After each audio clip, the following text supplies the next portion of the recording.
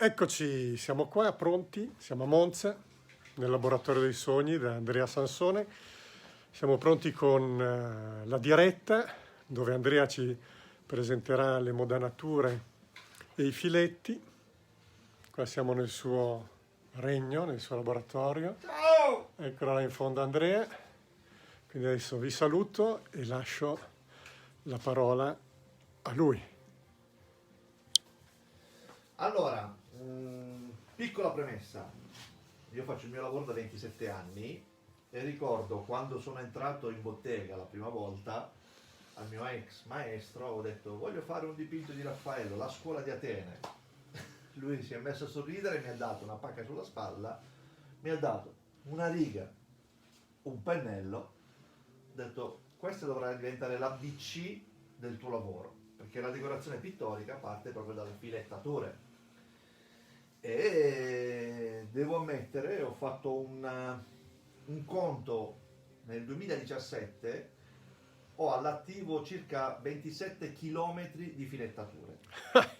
Però, quindi, qua sono diciamo già tanto numerosi, che sì. ti salutano. Saluti a tutti. E diciamo così, la filettatura nella decorazione pittorica equivale quasi a mettere il nastro sugli zoccolini quando bisogna preparare una parete con istinto, tanto per intenderci. È una cosa molto ma molto semplice, fatta di piccole norme, non bisogna essere dei grandi pittori e dei grandi disegnatori. Abbiamo degli amici dal Perù che ci stanno seguendo. Ciao! E morale della favola, quello che serve è un pennello, una riga, una gradazione di colori. Io provo a vedere, provo a spiegare. Qui abbiamo, se si vede, è il colore di fondo che ho usato per i pannelli, ok? E qui abbiamo 3 tonalità di scuro, praticamente la stessa base di Primus. Io ho aggiunto in percentuale parti uguali di colorante e abbiamo le varie gradazioni. Questo qui è il primo scuro e si vede la differenza. La vedete? Ok? Il primo scuro sul secondo scuro crea questa differenza di colore, spero che si veda. Sì, si vede tutto. Esatto. E così vedi dicendo, il secondo scuro sul terzo scuro è questa la differenza. Ok? Questa è una prova che potete fare voi per capire i vari passaggi di colori. E stessa cosa è per i chiari. Praticamente nel colore di fondo ci ho aggiunto un 50% di bianco e poi usiamo il bianco puro. C'è un calabrese anche che ti segue, quasi un cugino di terra. Quasi. Allora, diciamo così, io la cosa che voglio provare, spero che qualcuno abbia preparato un pannello colorato. Paolo Cucci ti ringrazia, dice che è bello vedere qualcuno che ancora sa filettare, che servirebbe a tutti imparare. Ecco, allora, vi faccio questo invito. Se impariamo a filettare in tanti e lo proponiamo nelle case, aumenta la richiesta di filettature. Per cui, diciamo così, impariamo in tanti, proponiamolo. Un mio collega in bianchino mi chiamava per fare delle filettature, perché lui sapeva solo usare nastro e il pennellone, ok? Però poi quando si tira via... Palermo ci saluta. Grazie. E praticamente, diciamo così, un filetto fatto con riga e pennello ha la sua bellezza, quella vibrazione del filo fatto a mano, che è bello. Sta chiamando qualcuno, mi sa. Fa niente. E quindi, allora, io ho visto anche la diretta di Massimo Gallo, che è veramente un grandissimo... Guarda, hai parlato di Massimo Gallo e ti dice ciao. Allora, Massimo giustamente ha fatto vedere la sua applicazione che gli ha dato degli ottimi risultati. Massimo è veramente, veramente bravo. È chiaro che poi ognuno può personalizzarla come meglio crede. Provare, si può trovare una situazione alternativa. Io quello che vi farò vedere è la mia proposta per come io ho imparato e per come in questi 27 anni ho fatto per fare le filettature. Come ho detto prima, la filettatura non la facciamo noi, la fa il pennello e la riga. Giovanni Gillone ci saluta, tu vai avanti, vai avanti. La mano serve più che altro per Sebastian Dagos, ciao. Per non far cadere il pennello. Una cosa molto semplice, sulla quale sono molto intransigente. Per tenere un pennello io uso medio e pollice. Questa è la posizione del pennello. Il pennello deve potersi muovere liberamente. E la mano serve semplicemente per far scorrere il pennello sulla riga. Allora, l'ABC. Io per comodità la riga la impugno in questa maniera qui e il mignolo mi serve per non far oscillare la riga, per dargli anche una certa stabilità. Se la tengo così tende un po' a muoversi. Allargando la mano, anche se qui batto, ha una buona stabilità. In più, chiudendo la mano, la riga si allontana dal supporto e mi permette di far scorrere la ghiera del pennello sulla riga. Ok? Allora, un'altra cosa che faccio, sono famoso perché i miei pantaloni sono sempre sporchi di colore. Questa parte qua serve per pulire il pennello, per pulire la riga. Le righe nuove in legno si passa sulla carta vetrata, diventano lisce per far scorrere meglio, ma una riga funziona meglio man mano che si usa, perché quel po' di colore che si va a depositare, se noi lo puliamo, una persona meno sporca di me ci passa lo straccio. A me piace usare i pantaloni, io la strofino sempre sui pantaloni e si crea quel film di colore che vi assicuro, la linea diventa liscia e morbida, ancora più della carta vetrata. Vedi, abbiamo Andrea Fel che dice viva le filettature, Alessandro Pantano dice questi sono contenuti super interessanti. Grazie. Poi abbiamo tanti amici che ci stanno seguendo, Dana che ci sta seguendo dalla Romania. Fantastico. Allora, Un saluto a tutti, non possiamo salutare in diretta tutti perché siete in tanti, man mano vi ringraziamo, comunque un saluto generico intanto per tutti, vero Sax? Esatto. Allora, io prendo il colore puro per cominciare a far vedere come si muove il pennello. Soprattutto sulle tinte scure ci si può permettere di diluirlo un filino di più, per cui per far scorrere il colore io ho aggiunto un po' di acqua. Se vedete il colore è abbastanza liquido, ma non proprio acqua. C'ha un po' di materiale della resina del prodotto che non me lo farebbe colare sulla superficie. E vi faccio vedere per fare un filettino. Cominciamo da questo. Con questo pennello qua, lo si vede? Ok? Allora, non è un pennello nuovo, ha lavorato. Sono pennelli, diciamo così, di qualità, e ha il vantaggio di, nonostante sia usato, se lo si schiaccia da un lato abbiamo questa grossezza, ma visto di profilo abbiamo un filettino, cioè diventa una lama, ok?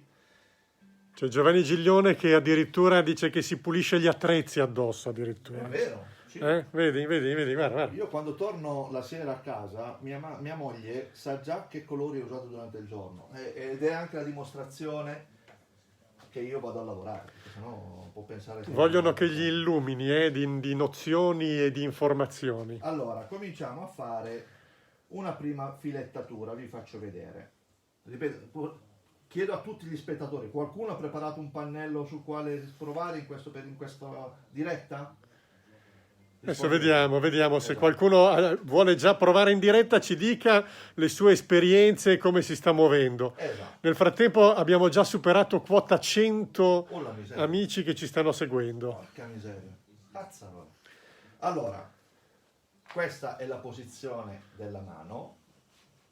Questo è un pannello, diciamo così, per provare a rigare. Vi faccio vedere tutta una serie di righe. Dove, ricapitolando, tu qui hai già dato un fondo leggero colorato. Ho dato, diciamo così, è una forza 4 della cartella di Giorgio Grayson del Primus, che è col colorante SC. Lo possiamo fare con qualunque colorante. Era quello che avevo, il primo che ho trovato sotto mano, e ho usato questa. Ok? Per cui abbiamo questa tinta qui. Per fare i filetti, per farli vedere, faccio subito una serie di filetti con la tinta più scura. Ok? Allora, pennello normale, senza schiacciarlo, senza niente. Posiziono la mano, ho le nocche che poggiano sul pannello, la parte bassa della riga che poggia dall'altra parte del pannello, e la riga è abbastanza stabile, anche grazie al mignolo che ha un certo equilibrio. Ok? Posizione della mano. queste due dita, l'indice lasciatelo stare, provateci. Poi se voi volete fare così potete farlo. Io preferisco sempre fare così perché riesco a tenere una certa morbidezza del pennello. Poggiamo il pennello e cominciamo a farlo scorrere.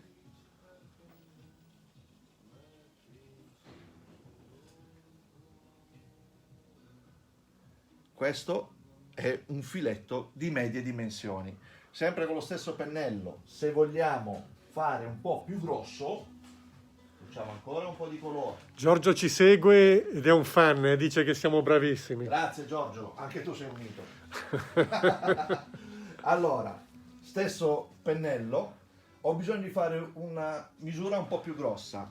Nel momento in cui poggio, faccio un po' più di pressione sul pelo e riesco ad avere uno spessore maggiore. Puccio ancora un altro po', perché ovviamente il colore si consuma di più con un maggiore spessore. Riposiziono la riga e abbiamo uno spessore di circa 8 mm. Paolo Grivello sta guardando, tutti ci stanno seguendo. Ok. Sempre con lo stesso pennello abbiamo fatto una riga da 2-3 mm, una riga da 8 mm. Con lo stesso pennello, vediamo se Fabio è bravo da far vedere, vi faccio vedere. Io puccio il pennello, lo passo sul bordo e creo, io lo chiamo la lama di pennello, non so se si vede. Ok? Stai. Lo vedete? Tu stai fermo, lo cerco io. Eccolo così. Ok? Io vi faccio vedere con un pennello del genere che spessore si riesce a fare. Anche Misha ci sta seguendo da Imperia. Allora, si poggia il pennello. Anche Antonello la Zazzara.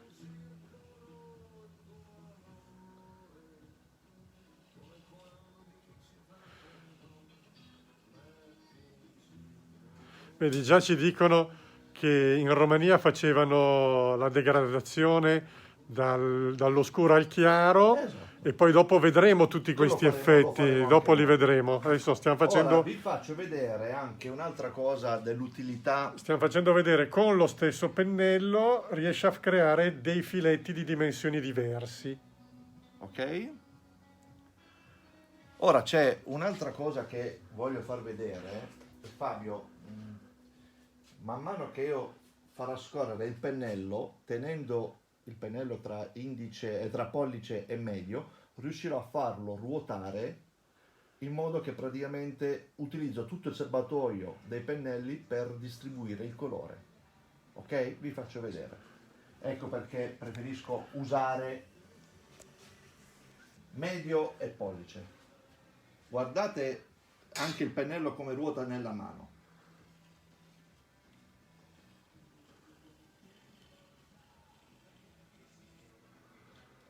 Riprendiamo.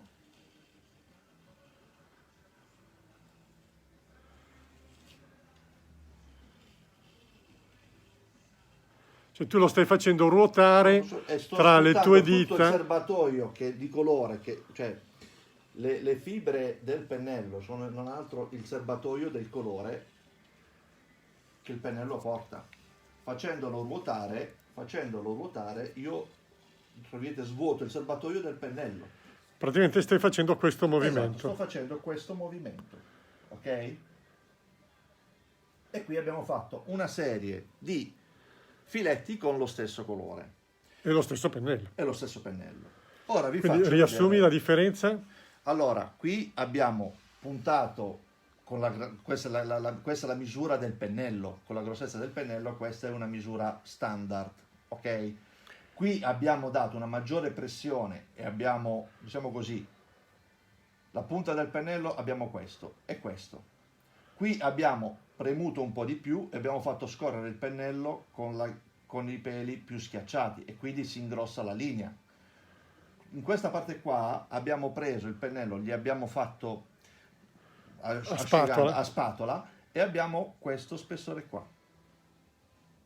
ok? Con lo stesso pennello. Ovviamente questo avviene anche un po' con un po' di esperienza. Non vi spaventate se quando provate a casa il primo metro non vi viene bene, non scorre. Diciamo che con un po' di impegno in 2 giorni si comincia ad avere una buona dimestichezza.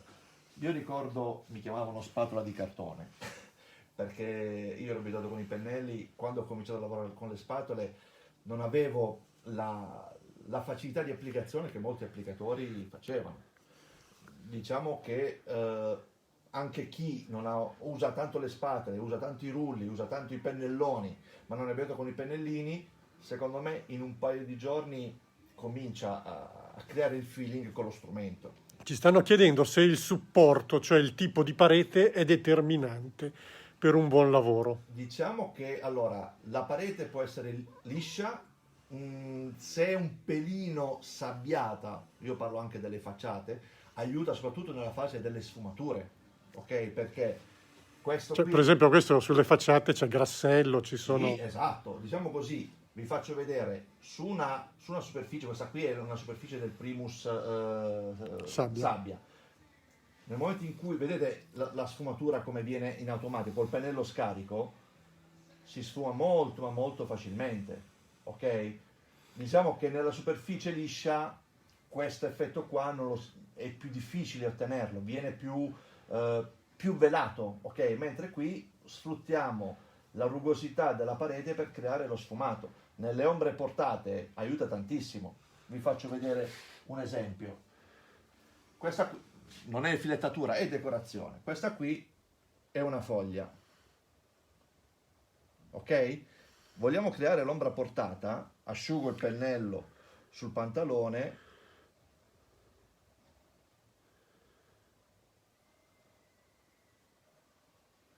creiamo già come se fosse un'ombra proiettata sul grigio, e col pennello scarico e la superficie rugosa è più facile creare l'effetto sfumato. C'è Elisabetta Ricci Ecco, che ciao. ci sta salutando, sta guardando. Ciao Elisabetta, hai trovato ancora posto all'Esselunga?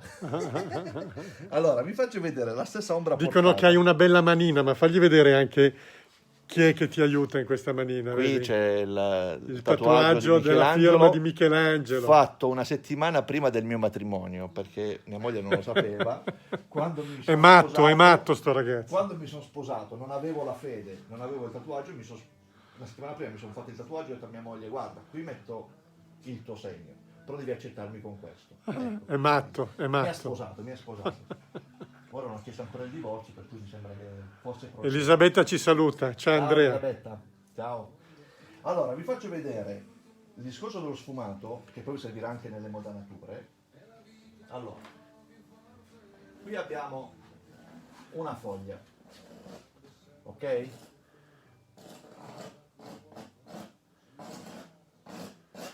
Noi vogliamo fare l'ombra portata. Se facciamo l'ombra portata e utilizziamo, uso il poggiamano in questo caso, una piccola digressione dalle filettature, poi torniamo alle filettature.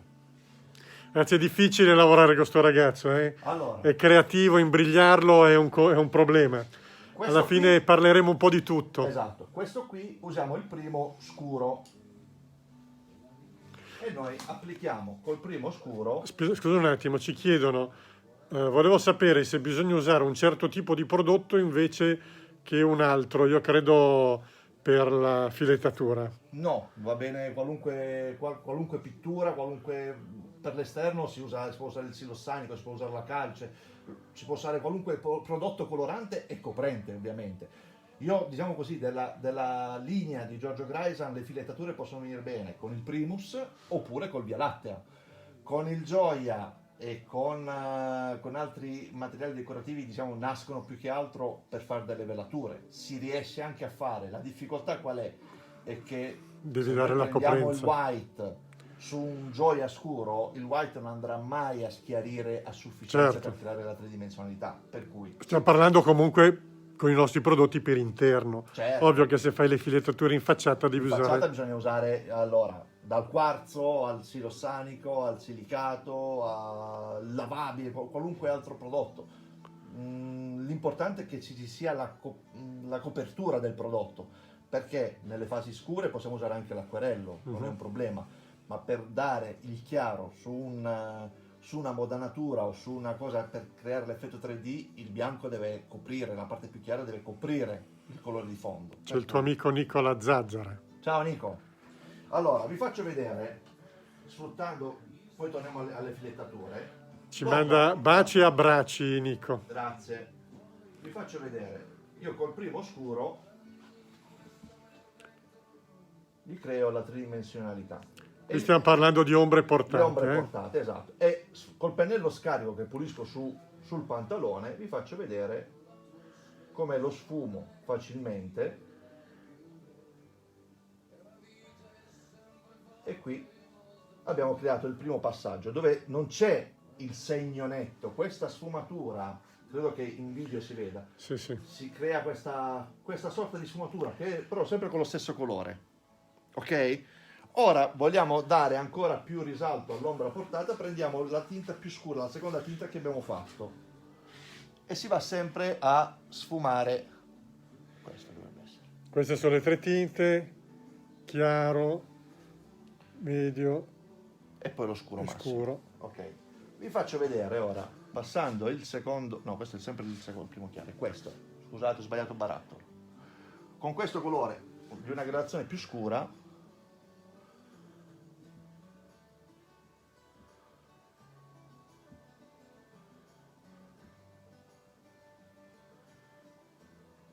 gli creiamo, diciamo così, se fosse più asciutto coprirebbe un po' di più. Sempre pulito sui pantaloni. Esatto.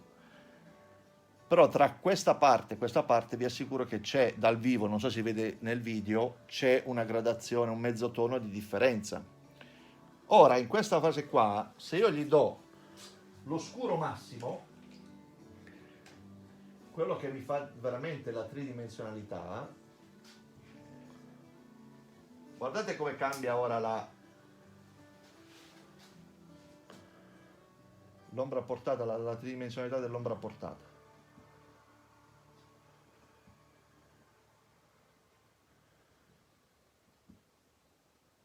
Se il colore fosse più asciutto, diciamo così, coprirebbe di più, gli darebbe ancora più rilievo. Noi lavoriamo sul bagnato, fa niente. Infatti i passaggi bisogna rispettarli. Sì, qui.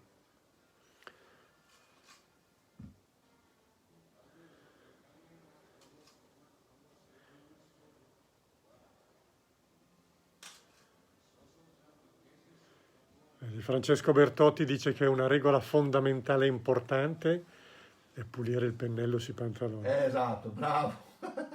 Grazie Francesco. C'è un nostro collega famoso in tutto il gruppo, il potaccione. Io sono potaccione sui pantaloni. Vi faccio vedere, visto che ci siamo, giusto per creare da un disegno fatto così, in estemporanea. Prendo un pennellino, un bicchierino. Cioè, qui stiamo divagando, non abbiamo ancora iniziato a parlare di modanature e di filetti. Allora, poi passiamo... Non so come andrà a finire, comunque è divertente. Ok, grazie. Guardate ora, se io gli comincio a dare un po' di chiaro,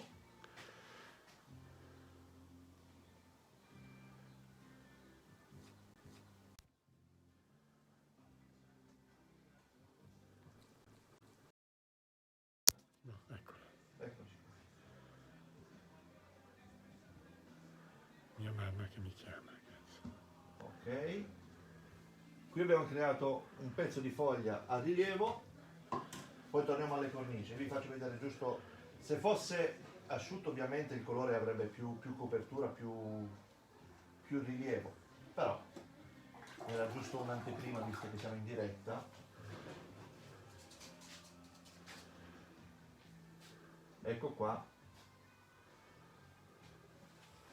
C'è Giuseppe D'Amico, tanti amici, tanti amici. Grazie.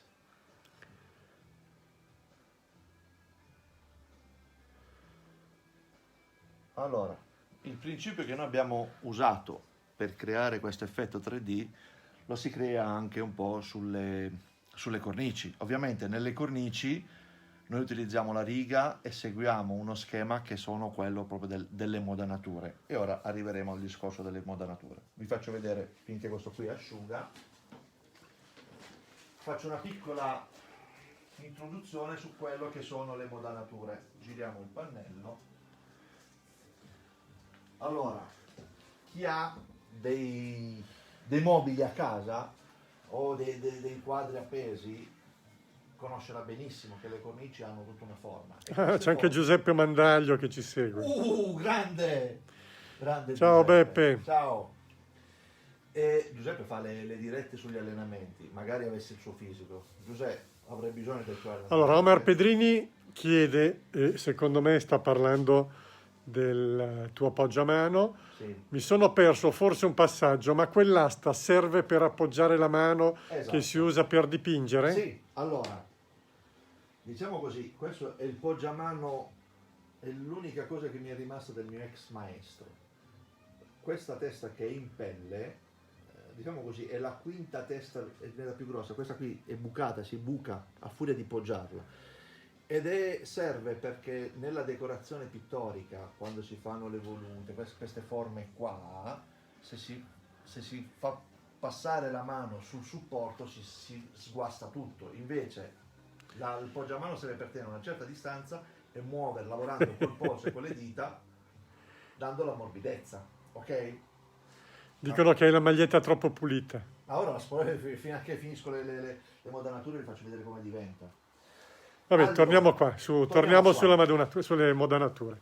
Vi dico una cosa che spesso, parlando con gli architetti, quando chiedono le boiserie, le finte cornici, ovviamente dobbiamo anche chiamarle col nome giusto, perché altrimenti facciamo un po' una brutta figura.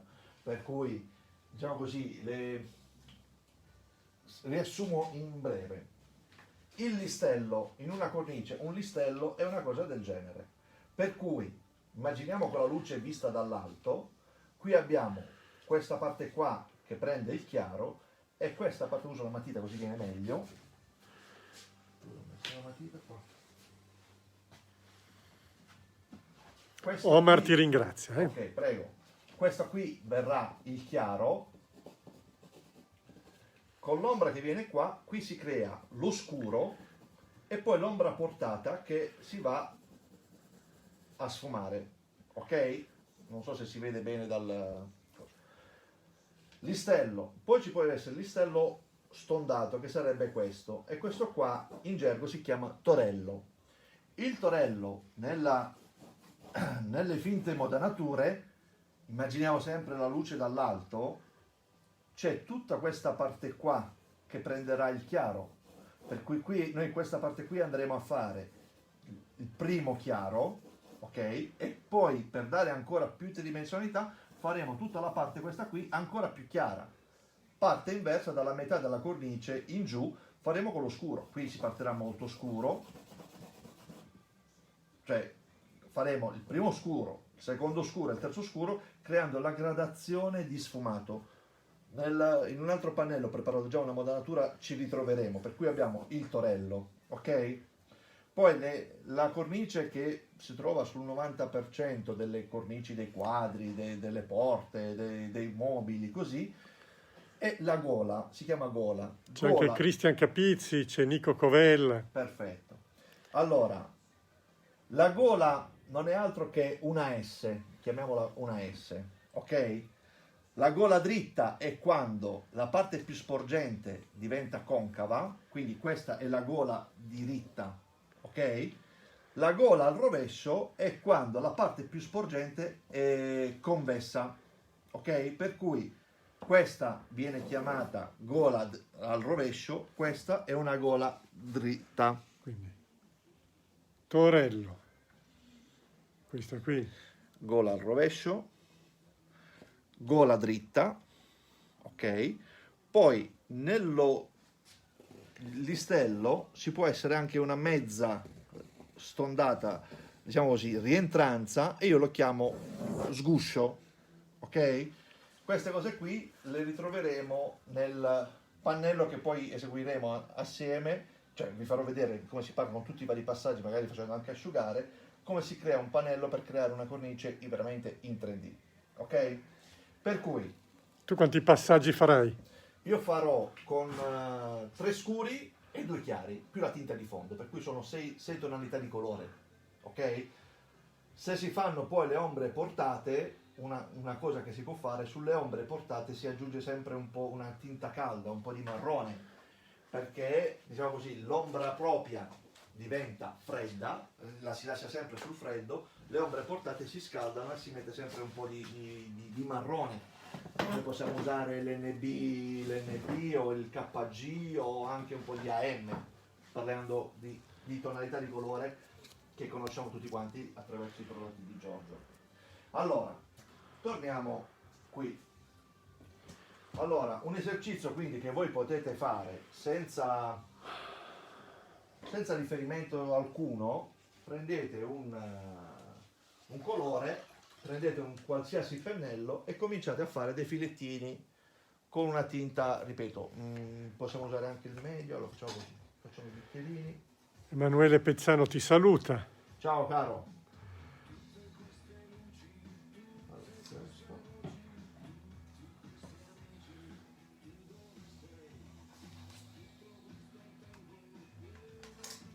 Allora, vi faccio vedere un'altra cosa che è utile fare in cantiere.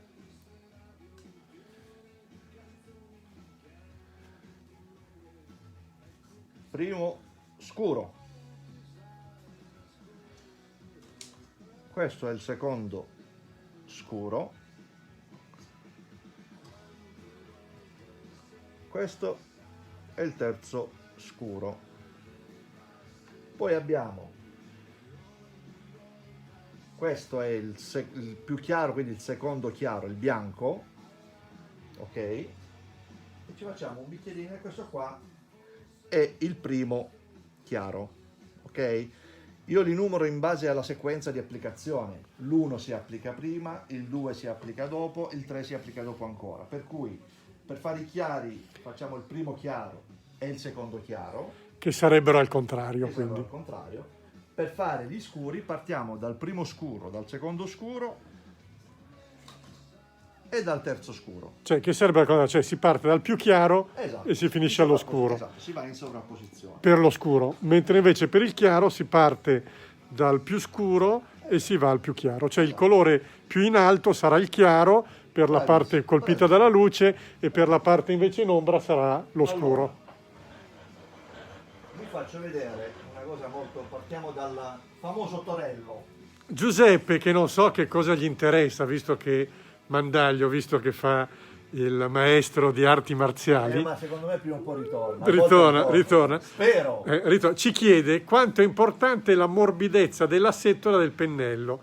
Allora, Preferisci una setola morbida o più rigida? diciamo che la setola morbida aiuta tantissimo nello sfumato, per cui diciamo anche in facciata io uso sempre dei pennelli buoni, ma è una fibra torae, una fibra sintetica, ok?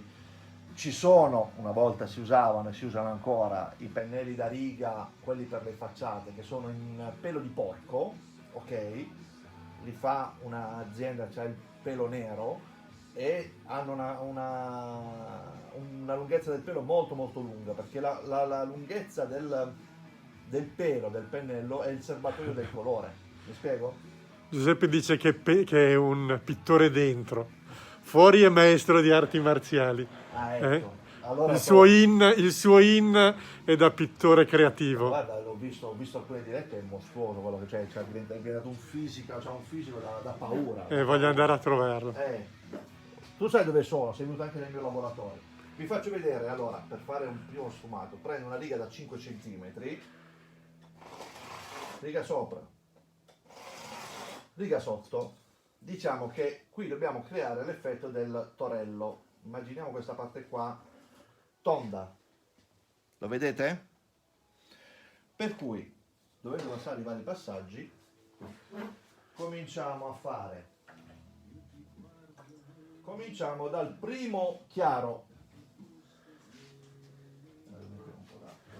dal primo scuro, cioè scusa.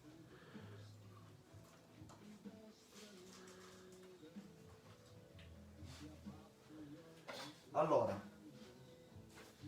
diciamo con la luce dall'alto, più o meno da qua, dalla parte più sporgente a qui, noi dovremo avere comincerà ad avere l'ombra, per cui parte da qui molto scuro, poi pian pianino si va a schiarire.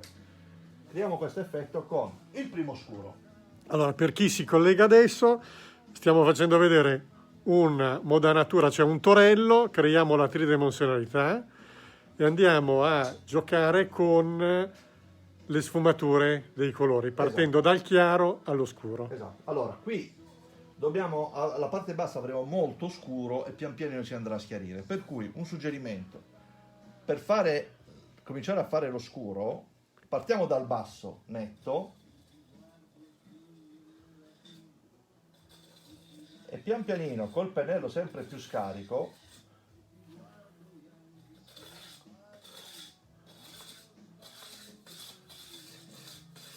lo andiamo a sfumare.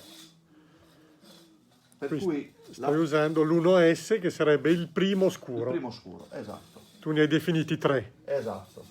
Se voi vedete qui, la parte dove va a crearsi la sfumatura non bisogna mai avere la linea netta, bisogna creare sempre un effetto dello sfumato, del colore che c'è e non c'è, ok? Si vede un po'? Ok. Ora facciamo, nel frattempo così diamo un po' di tempo di asciugare, usiamo il primo chiaro.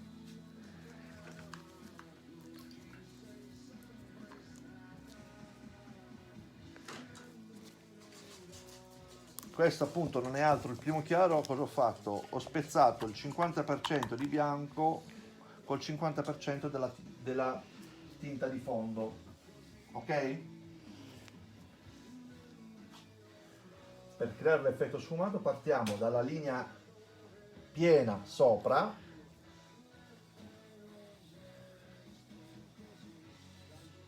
linea piena sopra. Nel frattempo, se lo passiamo più volte, mettiamo sempre più colore dove deve essere pieno, poi io lo pulisco sui pantaloni e pian pianino si va a sfumare.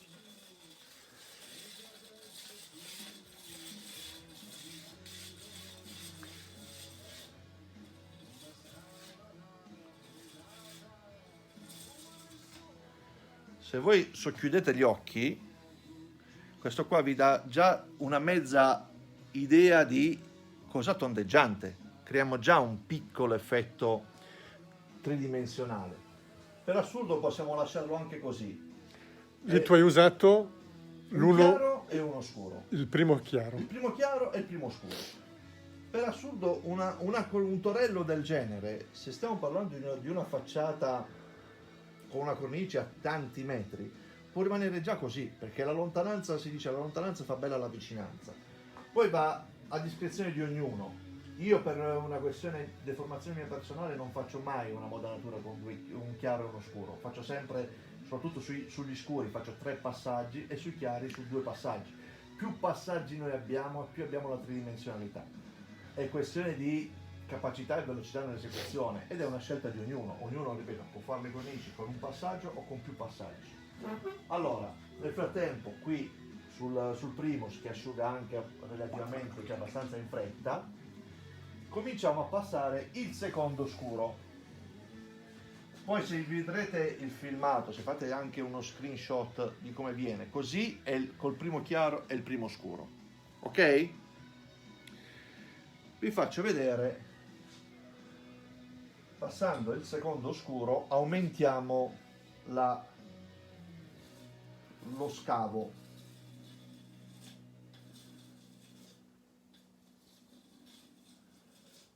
Qui deve asciugare sempre.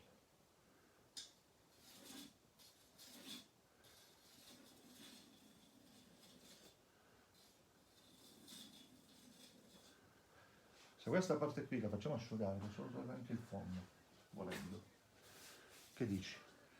Così almeno come vuoi tu. la differenza.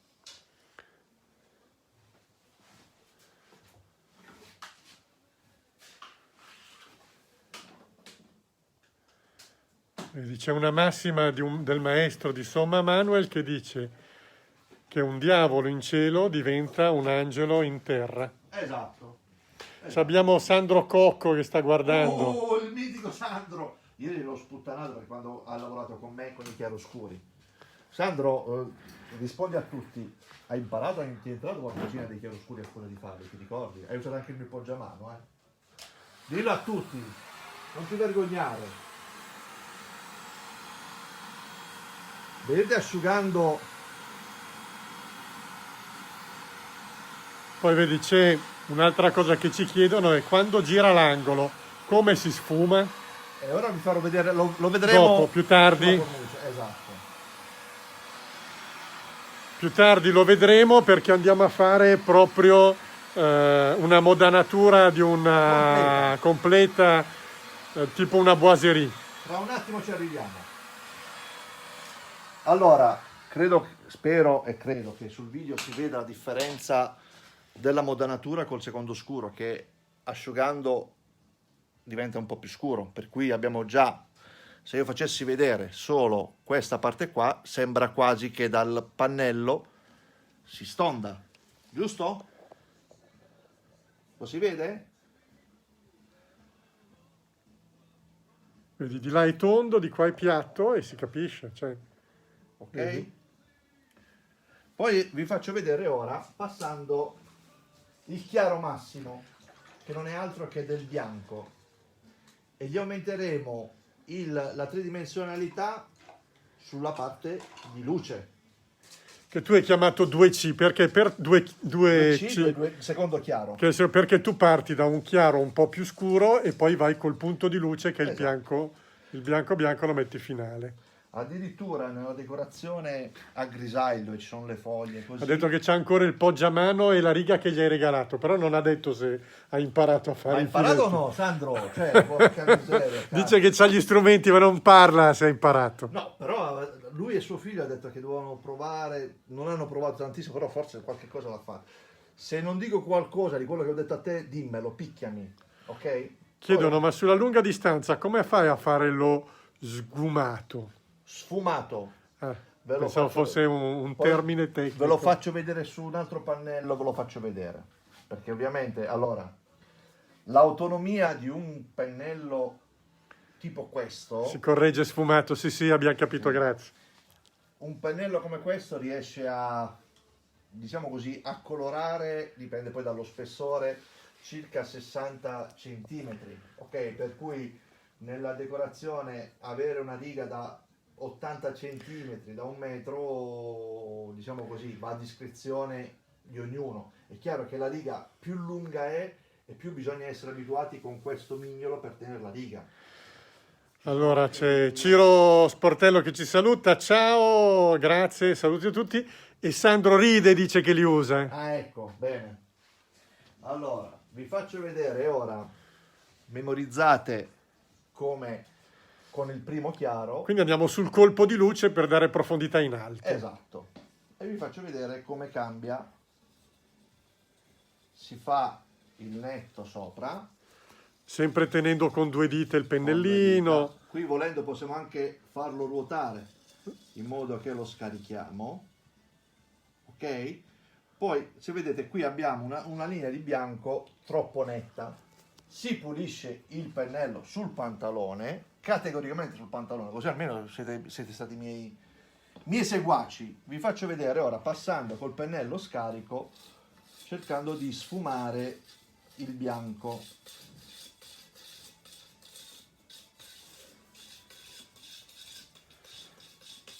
In questo modo vai a creare una scala di grigi Esatto. creando la profondità. Cioè, se voi andate a vedere, ora abbiamo già da vicino, se ti avvicini, questa è la tinta di fondo, qui c'è il primo chiaro, questo è il secondo chiaro, che è anche sfumato, non abbiamo la linea netta, è un po' più sfumata e quindi crea ancora più tridimensionalità. Chiaro? Certo. Ora vi faccio vedere col terzo scuro.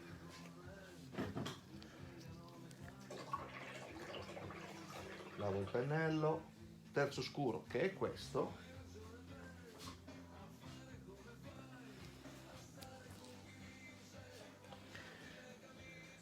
Partiamo sempre dal basso, netto in basso.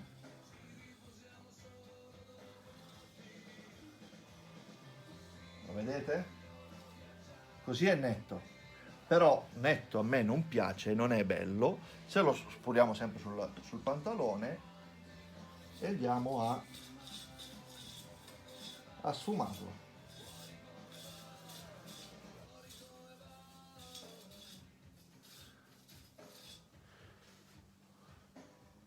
Ci chiedono il pannello di fondo che colore è? È un grigio. È un grigio. Tu hai usato un nostro colore, un SC. Un SC come colorante è il primo che avevo sotto mano. Se vedete qui si crea, vedete ora la sfumatura come da lontano, se socchiudete gli occhi vi sembra quasi a rilievo, in realtà è tutto disegnato, ok?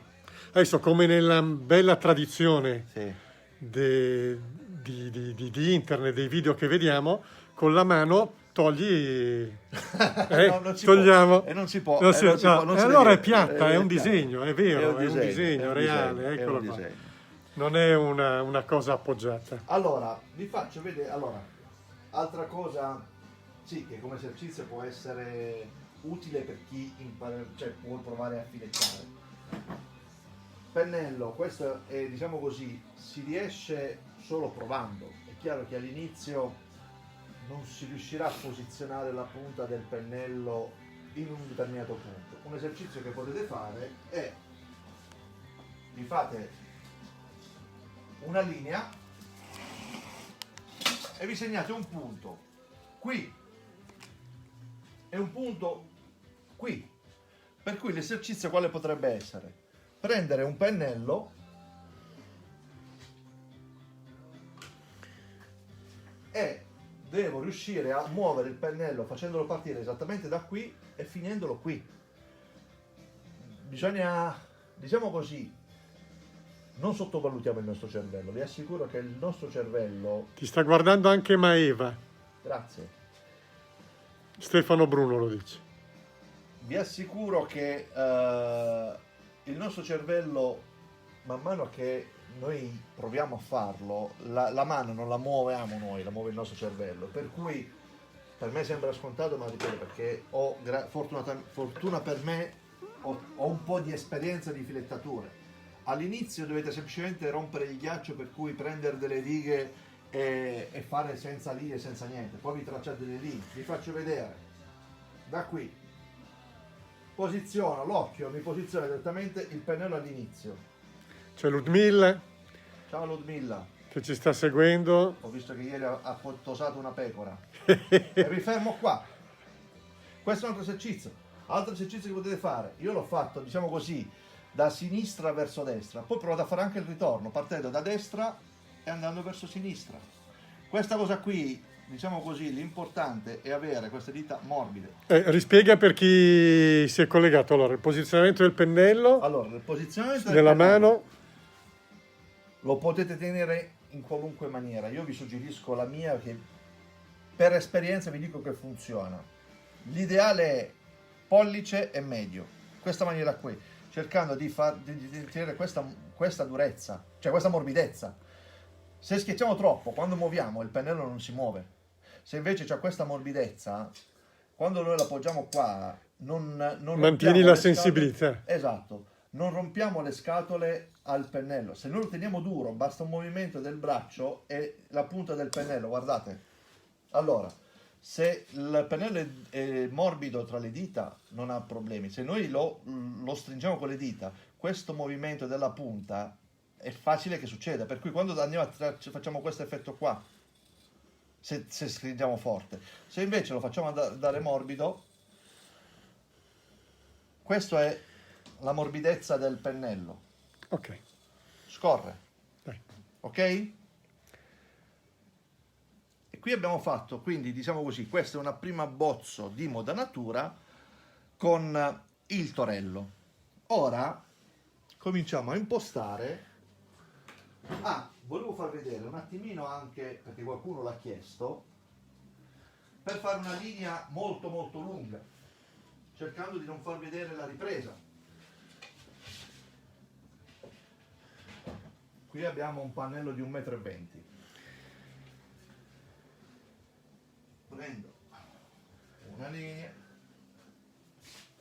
Qui cosa che fai?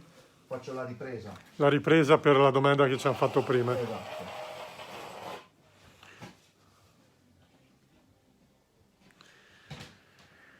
Massimo, non lo so perché qui per ora la musica si sente, se ci dicono qualcosa la spegniamo.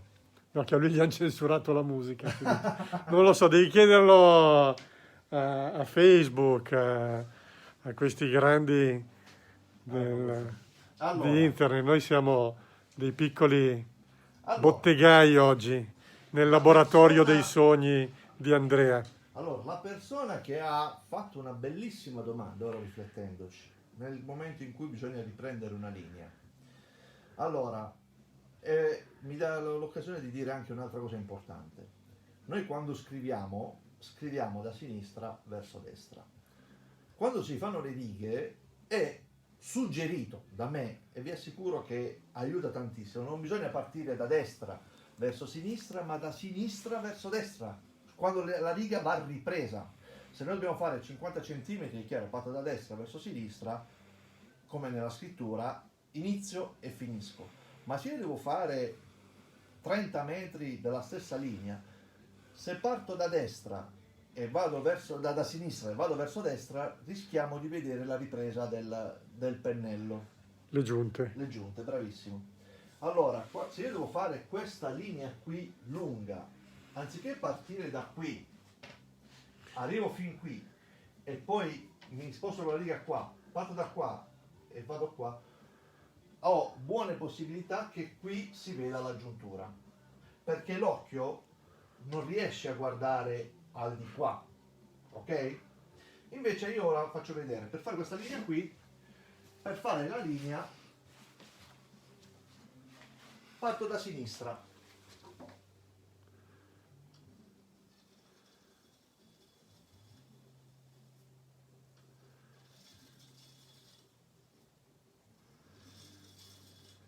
ok? Ho questa parte qua.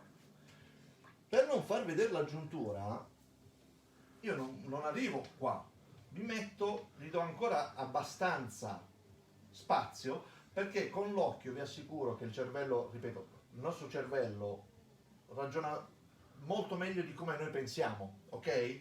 Automaticamente posizionerà, vi assicuro che vi farà posizionare la riga così e l'occhio, il cervello si serve dell'occhio per posizionare la riga all'altezza giusta, ok? Parto da qui e vado a giuntarla. Quindi dicono, se sei mancino fai al Al contrario. contrario, esatto. Sì, bravo chi l'ha detto, complimenti. Davide Papa è attento. Bravo.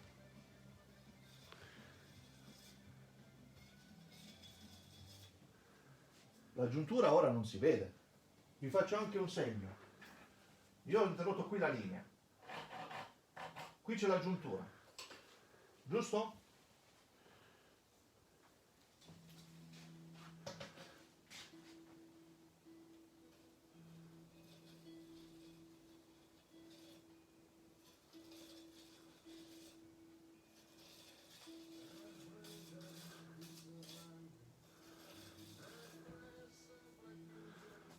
Avete visto? Rende?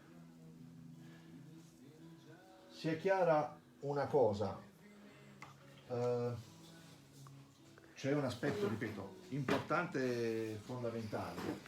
Io ho avuto la fortuna di fare chilometri di righe.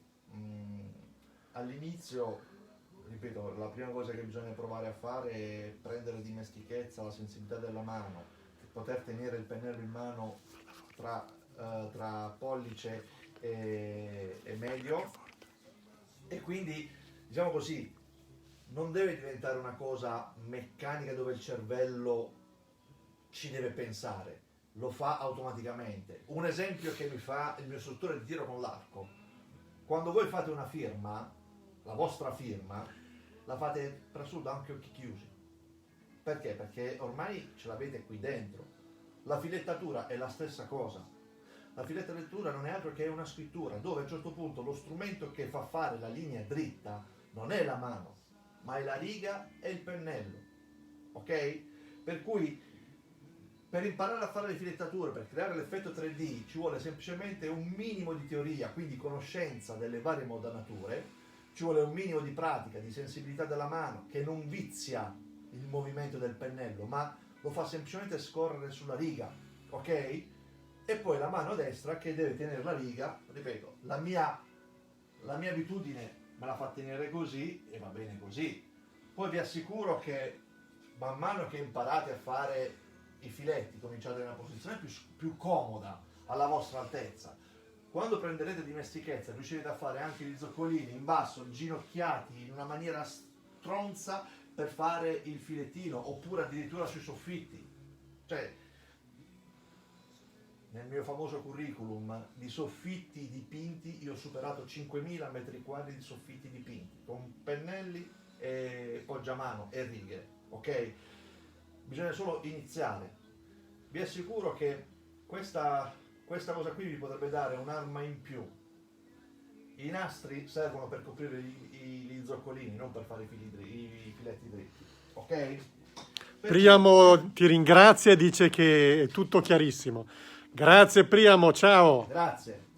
Allora, ora per far vedere i vari passaggi, tra i vari pannelli, poi se ci sono dubbi torniamo su pannelli per fare delle prove. Credo che insomma voglia dire che dopo che impari a usare i filetti non vuoi più smettere, che se ti capita di fare i filetti vuoi andare avanti, perché dice e dopo non vuoi più smettere. Beh, vi dico, è un dato ufficiale. Io lavoro anche molto sulle facciate, i bordi delle finestre, mettiamola così, quelle che si possono fare in polistirolo, polistirene, cementato, cose del genere. Ci sono alcune situazioni, se andate in Liguria, le facciate della Liguria sono piene di decori in facciata, dal finto bugnato, i bordi delle finestre. Un bordo di finestra, farlo con una cosa poliuretanica, ci vuole, diciamo così, 120 euro, 140 euro di materiale più la posa, più la sigillatura. Fatta dipinta si può creare una modanatura più complessa a un costo inferiore. Per cui è un'opportunità di lavoro per i pittori creativi, anche quella è un'opportunità di lavoro. Io lavoro tanto di spatola quanto di pennello e avere questa doppia abilità mi permette in momenti di crisi oppure di lavoro di avere più munizioni da sparare, ecco, mettiamola così. Per cui il senso di questa cosa qui è quella di far nascere la voglia di mettersi in gioco ai pittori creativi, cercando di imparare una nuova cosa in più. Poi dico anche questo: più persone proporranno le modanature, più aumenterà la richiesta. Per cui il mondo è abbastanza grande per tutti, cioè c'è spazio per tutti, possiamo lavorare tutti qua. Ti stanno mandando tanti cuoricini adesso. Grazie. Beh, ma lo posso dire, una cosa è vero. I bordi delle finestre, prezzo di mercato, ve lo posso garantire, varia dai 120 ai 140 euro, ok? Io dopo anni di esperienza di bordi di finestra in una giornata riesco a farne circa 7. Fatemi pure i conti in tasca. Per cui lavorare in facciata, fare le modanature non è il lavoro bello del pittorico, non è il lavoro bello di una pietra spaccata, ma vi assicuro, vi fa portare a casa del lavoro e dei soldi. Ed è un lavoro che tutti quanti vedono. Se hai parlato dei soldi, qui è tutto un cuoricino, vero? Oh, altro che conte. Allora, ti danno anche del maestro.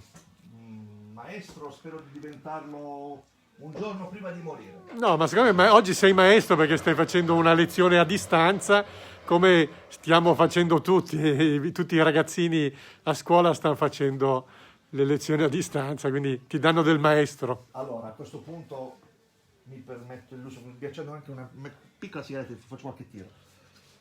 Questo è un messaggio mio personale che vi dico. Io ho mandato una comunicazione a Giorgio dove spiegavo quello che dovevo essere, gli ho mandato una mail personale, Giorgio Farabutto ha pubblicato pari pari quello che io gli ho scritto, ma era una conversazione privata, mi ha sputtanato. Questo me lo sento di dire in questo momento di difficoltà. Io soprannomino Giorgio Lorenzo il Magnifico, è un grande mecenate. Lui l'ha chiesto a Massimo Gallo, l'ha chiesto a me, di creare un'opportunità per una categoria, quelli che erano gli imbianchini. Siamo pittori creativi, ci possiamo definire artisti. Il discorso è questo: quelle che sono le mie competenze, metterle a disposizione di tutti è la cosa più normale. La differenza tra me e gli altri non la deve fare il prezzo più basso, la deve fare il cuore, il culo di essere al posto giusto nel momento giusto. Però il mondo, ripeto, è abbastanza grande che c'è spazio per lavorare per tutti. Per cui è detto fra noi, un'altra cosa bellina è anche collaborare con alcune persone. Non so se è ancora in diretta Sandro Cocco. Sandro Cocco, io devo fare una cappellata di un cimetiero. Lui è bravo con lo spazzolasciuga, è bravo con altre cose, è venuto con me, ha passato dei giorni dipingendo e vi garantisco che quello che io gli ho riconosciuto è quello che lui mi ha prodotto. E c'è un'arma in più. Questa è la collaborazione, che credo che ora che si ripartirà, forse dovremmo imparare a fare. Collaborare tra noi, avere fiducia tra noi e confrontarci. Io ho Zanoro, Moroni, Bertotti, Ernesto Claeran, che ci sentiamo spesso, ci confrontiamo, ci chiediamo dei suggerimenti, non dobbiamo vergognarci. E Giorgio, con questo gruppo dei pittori creativi, ha creato questo. Lorenzo il Magnifico nel 1500, Giorgio Grayson nel 2020. Va bene, comunque ci Bene. chiedono se ci sarà un'altra parte. L'altra parte è adesso, nel senso che abbiamo fatto vedere come si fanno l'introduzione e adesso qui parliamo di una modanatura, di una boiserie e quindi abbiamo tutta una seconda parte. Allora, Dopodiché abbiamo già Leo Macrina che dice che è bellissimo, lui è un imbiancuno e vuole fare queste esperienze a casa sua bravo. e quindi noi andiamo avanti. Premessa una cosa, se qualcuno ha provato a casa, attraverso i commenti può fare anche uno screenshot, una fotografia e pubblicarlo. Se avete dei suggerimenti, delle domande da fare, non è un problema, ci si sente, diciamo così, magari dalle 23 di sera alle 6 del mattino evitiamo i messaggi magari perché sto con la famiglia, sto con mia moglie, però sono una persona disponibile, se avete dei dubbi, delle cose, sono veramente disponibile. Ci chiedono dei prezzi, 120-140 euro, bordo finestra, intendi una gola o un tondino? Bordo finestra è quello che faremo qua. Quindi un listello, gola al rovescio e una colata. Quindi un completo. Un completo, sì. Diciamo che, allora, parlandolo in maniera banale, un filettino si può vendere intorno da 1 euro a 2 euro al metro lineare per fare un filettino. Stefano Bruno dice che hai fatto un ottimo ragionamento e che a Monza, sai dove, in pochi giorni gli hai insegnato un mondo. Stefano, l'ho detto anche nell'anteprima, Stefano Bruno, è nata una sana collaborazione e amicizia con lui, per cui la cosa bella del lavoro è che a volte attraverso il lavoro si nascono delle belle amicizie, delle belle collaborazioni, delle belle condivisioni. Per cui, allora, vi faccio vedere. Il video rimane sul gruppo, lo potete condividere senza nessun problema. Allora, ho fatto una simulazione di quella che potrebbe essere una boiserie. Qui faremo una cornice con i chiaroscuri e ve lo spiego. Poi magari chi si collega dopo non lo capirà. Immaginiamo la luce dall'alto. Allora io ho tracciato delle linee. In un pannello come questo l'ho disegnato con riga e matita. Su una facciata o su una lunga boiserie, credo che conoscete le lenze. La lenza sporcata con la polvere, si batte la lenza e si fa la linea dritta. Ecco, in un pannello come questo ovviamente l'ho disegnato. Vi dico anche le misure che poi potete provare anche a casa. Le misure possono essere indicative. Prendete un quadro che avete a casa con una bella cornice, prendete le misure e provate a riprodurla. Cioè, banalmente, dove sta? Cosa? La modanatura, eccola qua. Vi faccio vedere. Questo qui è il profilo di una semplice cornice in legno. Qui abbiamo listello, sguscio, dentino, gola al rovescio, listello. Questo è un profilo. Potete anche, se avete a casa dei pezzi così, anche di quelle polistirolo, così, provare a imitare quello che voi vedete. Se la vedete qui, con la luce viene automaticamente tutti i vari passaggi che noi facciamo, ok? Allora, questa cornice qui ci sarà il listello, questo listello qui e qui io ho fatto 2 centimetri, questa parte qui sarà una gola al rovescio, quindi questi 5 centimetri abbiamo questa parte qua e poi si scende giù.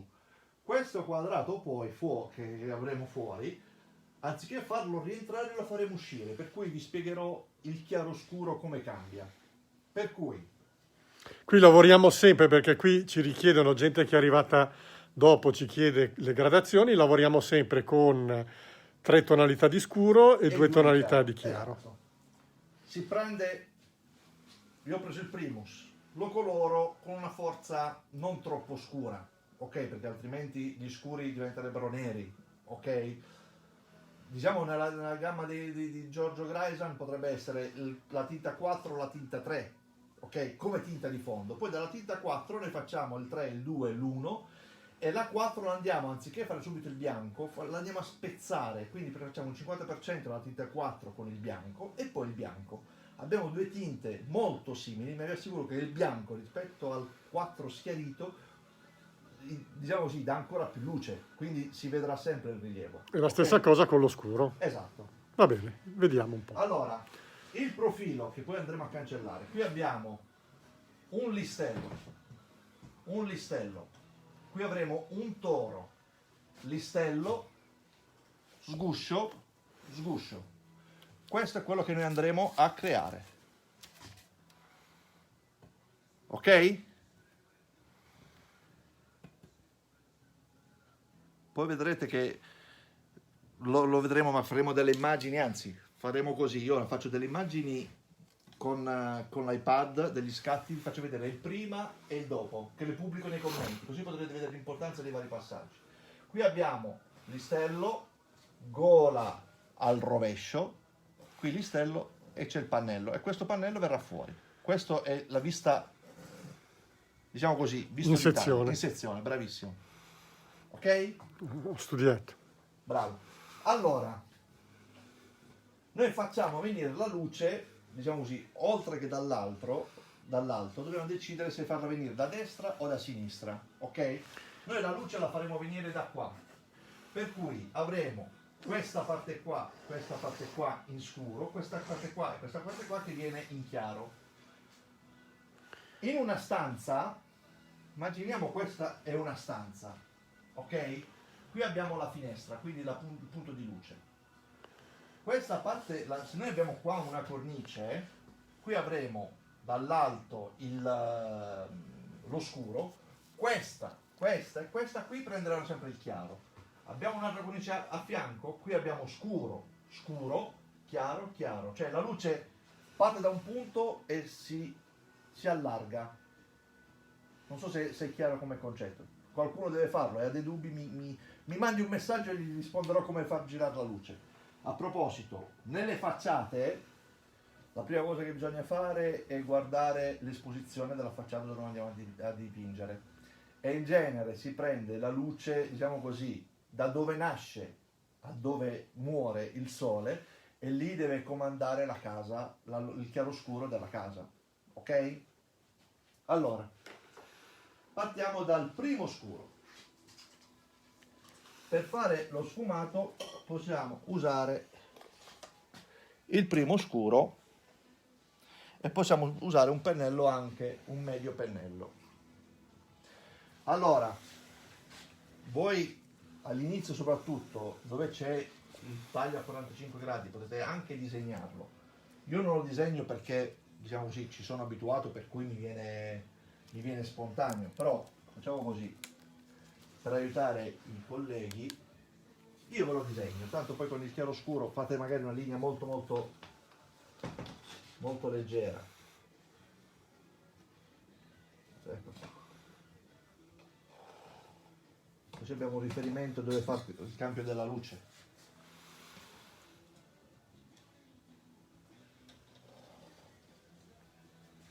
Chiaro?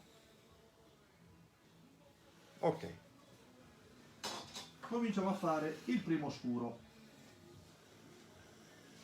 Allora, il pennello Si stanno divertendo, la cosa.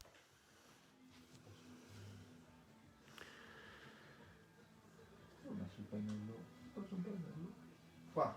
Allora, qui io devo sfumarlo sia a destra che a sinistra, per cui parto al centro,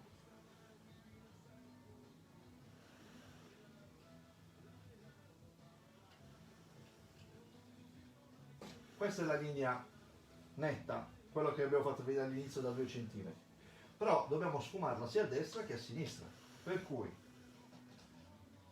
andiamo a riproporre la riga, scarichiamo il pennello, guardate il pennello che lo faccio ruotare, scarichiamo il pennello e cominciamo a sfumarlo.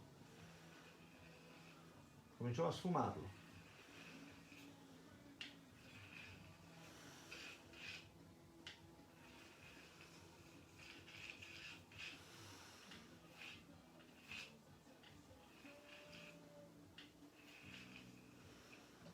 Vedete qui lo sfumato? C'è già chi si sta appassionando, eh? Perfetto, È quello che volevi, no? bravissimo. Chi è? Tutti quanti spero. Sì, sì, tutti. Questo qui è Umberto Umi. Ok, allora ora facciamo lo sfumato anche dall'altra parte. Ripassiamo sempre dal centro, gli mettiamo anche più colore e poi andiamo pian pianino a sfumarlo.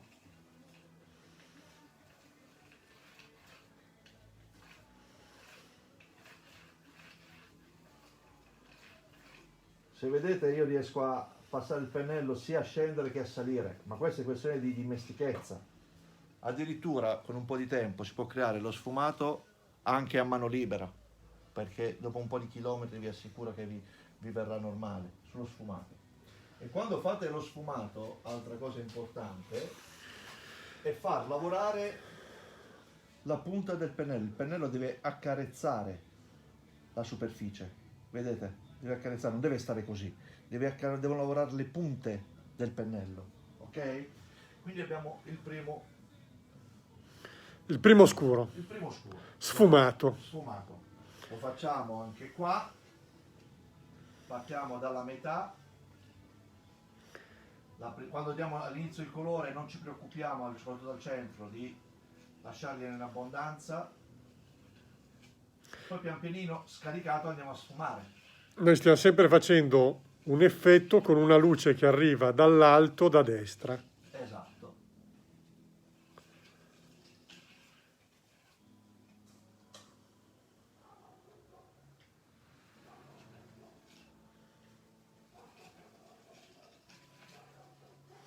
Ci chiedono se sbagliano, che Se tipo sbagli col colore di fondo lo rimetti a lo posto. rimetti a posto, aspetti che asciughi il colore, gli si dà il colore di fondo e lo si può riprendere, non c'è problema. Vogliono sapere dove prendi i tuoi pennelli, dove li compri, oppure che caratteristiche devono avere. Ma io in genere uso dei pennelli, premessa una cosa, questa è posso fare una sboronata, vi faccio vedere una cosa, perché Era una- io sono malato. Giuseppe, non dovevi chiederglielo questo, perché adesso stiamo 10 minuti a parlare di sta roba. Io uso pennelli che mi fanno, per me li fanno su misura. 1475B sarebbe 1475, l'anno di nascita di Michelangelo Buonarroti, ok?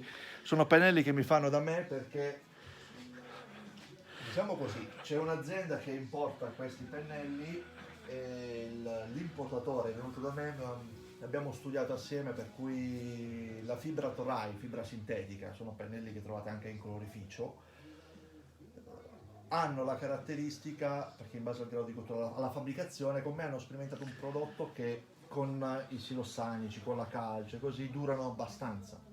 Tant'è vero che questi, cioè, anche un pennello come questo, se lo vedete il manico che è sporco, è ancora buono da utilizzare. Con questo si riescono anche a fare i filettini sottili volendo. Per cui. Comunque, pennelli andate in un colorificio, prendete dei pennelli da 3 euro, 2 euro, 3 euro, poi diciamo così, cominciate a prenderne uno, cominciate a usarli, se dopo un po' cominciano ad aprirsi non sono buoni, altrimenti quando trovate lo strumento giusto prendetelo, basta. È un po' come il discorso delle spatole, uno trova la spatola giusta, ce ne sono tante in commercio, bisogna provarlo. Quindi ricapitolando, tu devi avere i colori per fare le sfumature, ma anche il colore di fondo, in maniera che se sbagli puoi esatto. rimettere a posto. Esatto.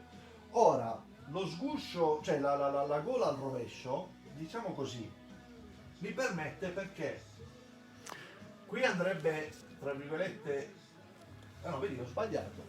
Dimmi. Ho sbagliato. Qui gli ho dato lo scuro, lo devo dare qua. Ah, vedi? Vedi? Allora adesso ci fa vedere come corregge. Qui ci dicono, per esempio, perché il nonno ha insegnato così e ha formato questo amico, Sì, e praticamente utilizza i tiralinee per le modanature. sì, anche. Quindi va bene, si può utilizzare, dipende come tu sei abituato. Sì, sì, i tiralinee, diciamo così, si usa tantissimo per in facciata. Sono quelli i pennelli in pelo di porco, molto molto rigido. Da qualche parte ce li avevo pure. Però, diciamo così, con il pennello in fibra sintetica è più morbido, lo sfumato viene meglio. Per cui correggiamo subito l'errore che ho fatto del chiaroscuro. Guardate, parlando sbaglio anch'io. Ecco, abbiamo fatto già la dimostrazione di come si fa a correggere. Allora, questa qui è la tinta di fondo. Questa qui non è in scuro, lo scuro va qua. Questo è questo qui deve essere in chiaro. Per cui cosa facciamo? Lo cancelliamo.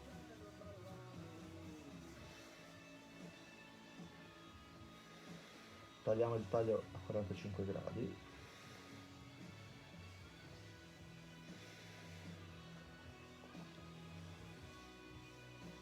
E abbiamo sbianchettato la parete, insomma.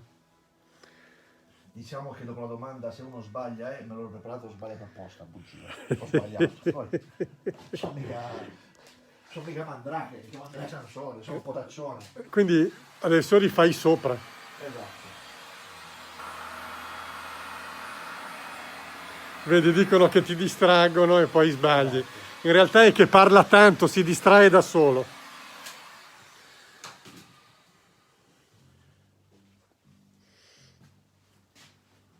Allora, facciamolo sopra. Quindi la luce arriva dall'alto Esatto.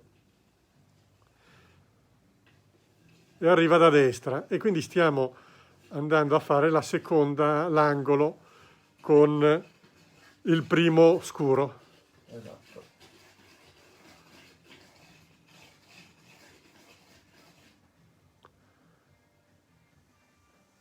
Mi concentro. Vedi, ti stanno giustificando, dicono che non è facile lavorare e spiegare, si perde di concentrazione. No.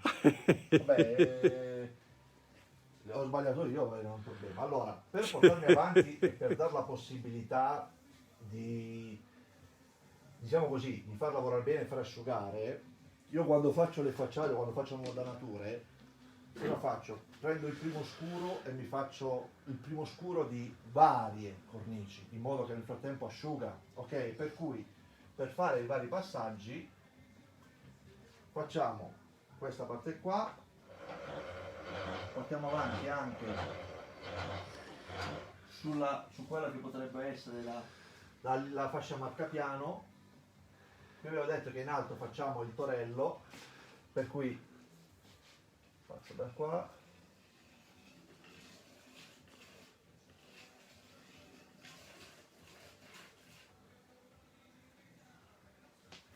sul torello si arriva più o meno quasi ho sbagliato di nuovo, questo va fatto dall'alto, vabbè facciamo la... Concentrati. Di farle... Si sta perdendo un po', ma non è... un po'. Vedi, tutti dicono anche questo, insegnare, far vedere che si sbaglia e si ripete, però adesso non dobbiamo esagerare.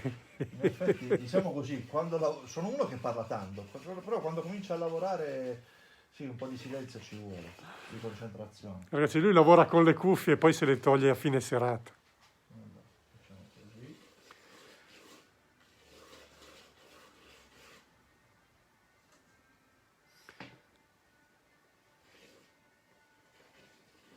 Poi spostalo perché fa ombra la stecca Io sopra. sposto un attimo.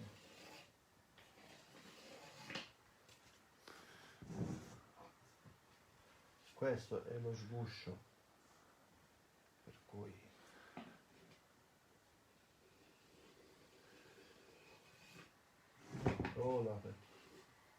Non c'è uno spessorino.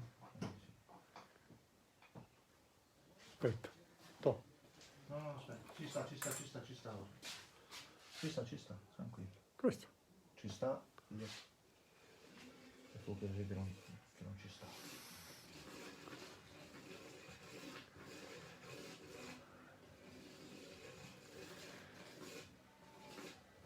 Se vedete la morbidezza del pennello che ho tra le dita, mi permette di essere anche abbastanza, far scorrere il pennello in maniera molto molto veloce.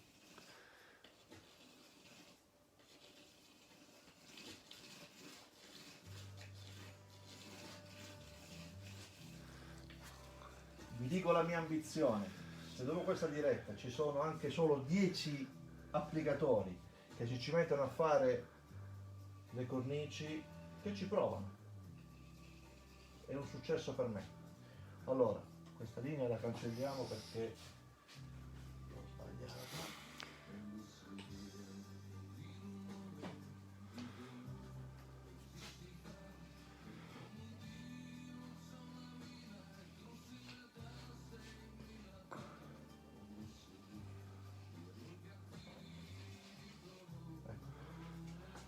Ora, con il primo scuro a questo punto mi faccio già tutte le parti che servono. Qui ci va un po' di primo scuro.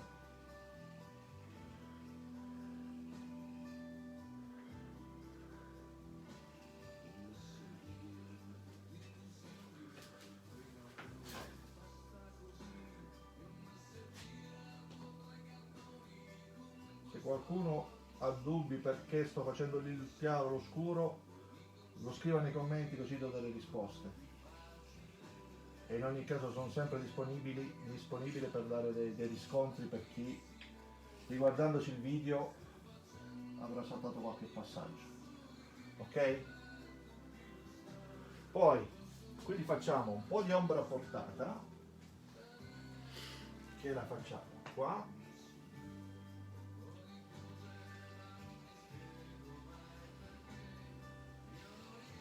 Mi hanno riconosciuto che stai sentendo Ligabue. Sì. Quando ho lavorato a Matera, è musica che ho sul mio telefono. I miei collaboratori ne avevano piene le palle, sapevano a memoria tutte, perché le ascoltavo in continuazione. È molto bello anche Lorena McKenny, per chi non la conosce provi ad ascoltarla.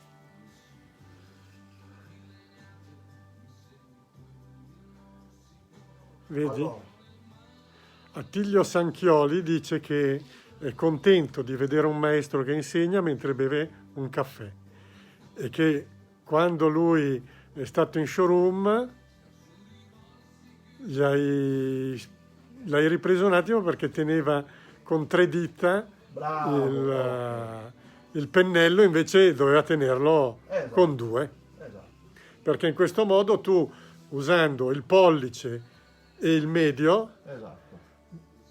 tenendolo morbido, mantieni la sensibilità del movimento. Ricapitolando, poi fai ruotare il pennello con le dita, in modo che così usi tutto il serbatoio che si crea all'interno delle setole del pennello. Nelle ombre proiettate si fa il taglio in genere a 45 gradi per dare l'inclinazione della luce. Ok? Per cui il primo, allora possiamo fare anche qui la prima ombra portata. Qui le domande a volte sono sempre le stesse: se il supporto è molto ruvido si può fare lo stesso. Certo. Diciamo che il supporto più ruvido è e meglio viene lo sfumato. Si avranno le difficoltà nelle linee nette non sfumate, e lì bisogna lavorare molto di punta di pennello. Con la punta del pennello si riesce a creare un fondo, cioè una continuità di filetto sottile. È chiaro, l'esperienza aiuta tantissimo, ragazzi. Cioè, io per fortuna o purtroppo, io per fortuna, faccio questo lavoro da 27 anni e spero di doverlo fare almeno per altri 30-40 anni, non c'è problema. Qui facciamo anche l'ombra portata per la cornice.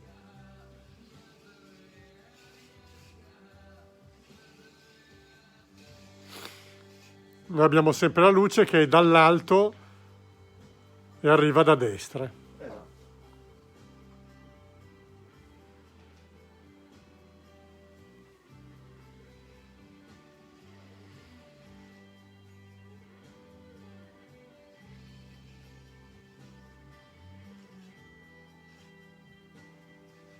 Il punto di inizio e di fine del coso, vi dico così, a me viene un po' naturale, ma perché ho abbastanza pratica. Vi assicuro che se cominciate a farlo anche voi avrete abbastanza. Quindi insomma Manuel ti fa un complimento, dice credimi, io mi sto emozionando, è difficile da spiegare, è un piacere guardare per me che so bene quello che stai facendo, lo trasmetti benissimo, stai proponendo la vecchia scuola da dove parte la vera decorazione. Grazie. Grazie.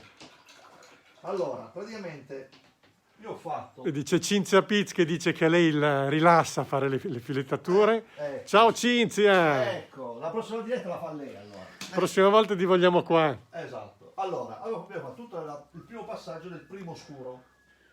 Ora, per non andare a impastroniarsi sulla cosa, si fa sul primo chiaro, ok? E già col primo chiaro vedrete che comincia a crearsi quello che è la cornice. Vedi? Allora. Umberto Muni dice che vuole provare a fare i balconi interni. Certo.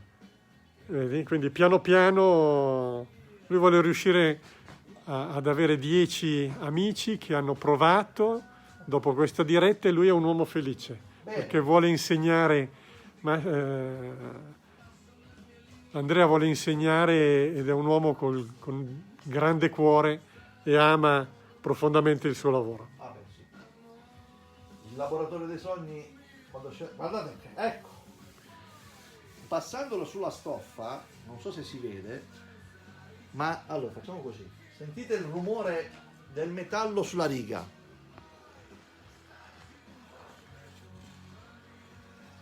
Questo vuol dire che è morbido. Vi faccio sentire dove si crea un dentellino. Ecco, guardate quando si crea un dentellino. Sentite il rumore? Perché qui è saltato un pezzo della crosta, ok? Per cui quando cominciano a saltare i pezzi delle croste si toglie tutto e si ricomincia da capo, ok? Per la cronaca, questa è parte del mio patrimonio di righe, ok? Boh, in legno, in plastica, in metallo, in qualunque cosa volete fare.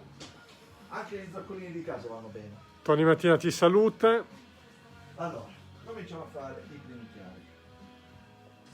Hai già un aiuto gratis se vuoi, eh? Va bene? Quando volete lui è disponibile a insegnarvi. Qui stai facendo? Il primo chiaro, che praticamente già col primo chiaro la cornice sembrerà quasi completa. Vi farò vedere che ora con questo passaggio qua la cornice sembrerà quasi completa, però con i passaggi in più aumentiamo la tridimensionalità. Ci chiedevano se le tue stecche sono smussate oppure no. Sì. Più che altro perché così si crea meno attrito.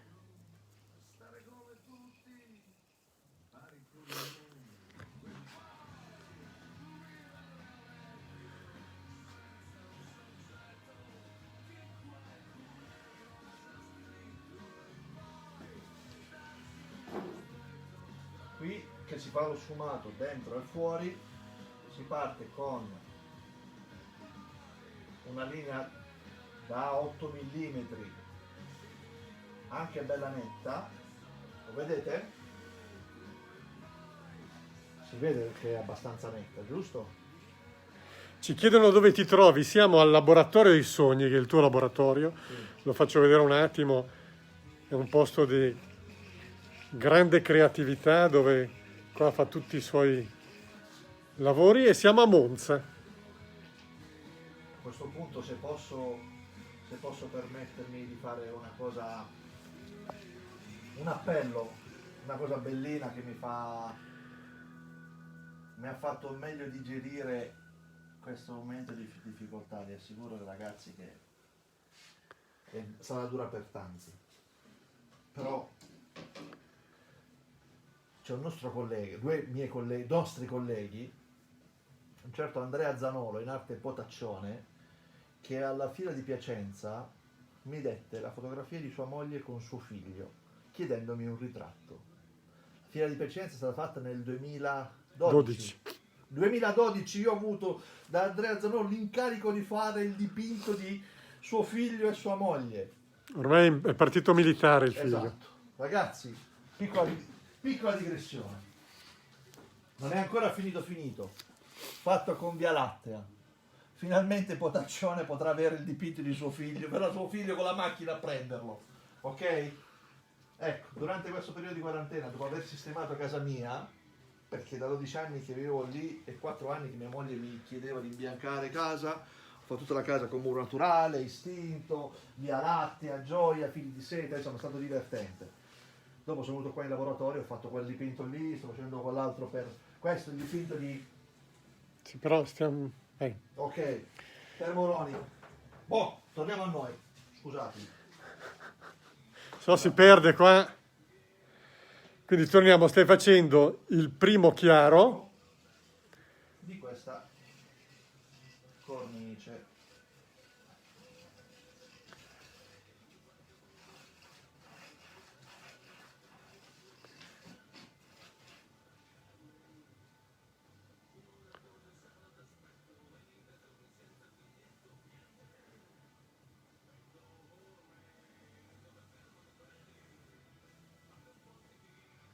I miei collaboratori, che ho avuto dei collaboratori che non ho mai filettato, diciamo così, nel primo chiaro, il primo scuro non è importante essere precisissimi, si può anche, tra virgolette, essere un po' più meno morbidi, e man mano che si va nella definizione che è importante avere il segno giusto, ok? Diciamo così, in questo filettino qua, che sarà il punto di chiaro, quindi si farà un bianco netto, è inutile, non lo si passa col primo chiaro, perché qui deve essere bianco bianco, piuttosto si passa 2 volte il bianco massimo, ma è inutile fare il primo bianco e poi il secondo bianco, bisogna fare il secondo bianco. Se viene già bello netto col primo, con un passaggio, è finito così, altrimenti si fa un'altra volta, ok? Qui facciamo il chiaro sul torello.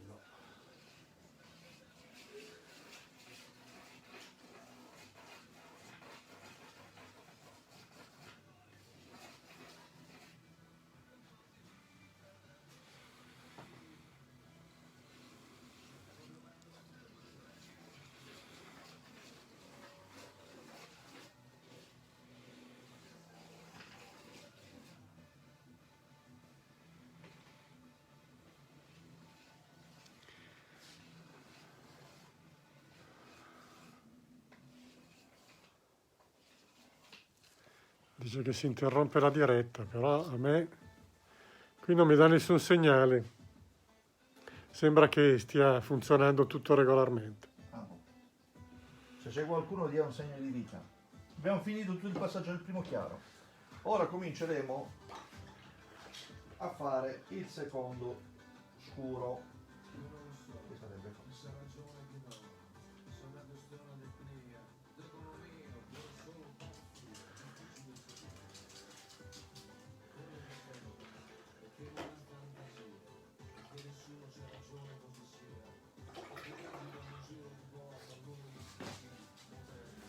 Allora, qui abbiamo già un abbozzo di cui si incomincia a intravedere qualcosa.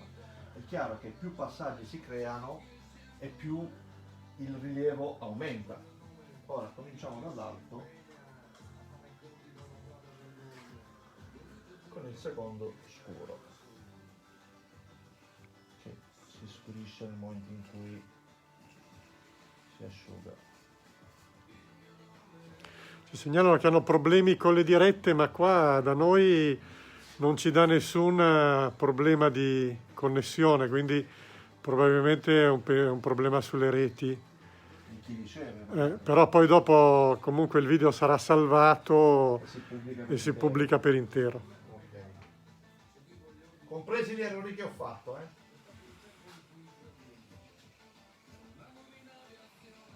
C'è Nicola Spulber che sta guardando. Ok. Ciao Nicola.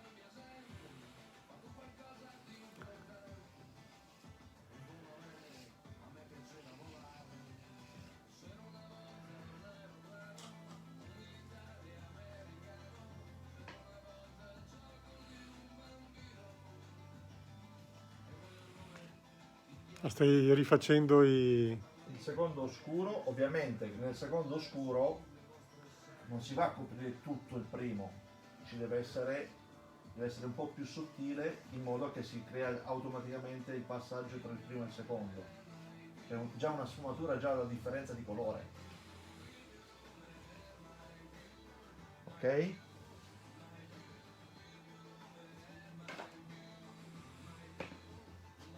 Qui linea dritta centrale, poi si va a sfumare. Dicono che così è già uno spettacolo. Adesso vi vedrete, quando finisco tutti i passaggi vi renderete conto. Ed è fatto semplicemente con un gioco di luci, di sfumature, di gradazione di colore. L'ho già detto, per chi non lo ribadisco. All'inizio può aiutare tantissimo la formulazione che l'azienda dà con le tonalità dal 4 o dal 5 fino all'1, o altrimenti lo fate voi secondo la vostra sensibilità. Aiuta tantissimo l'esperienza, ovviamente.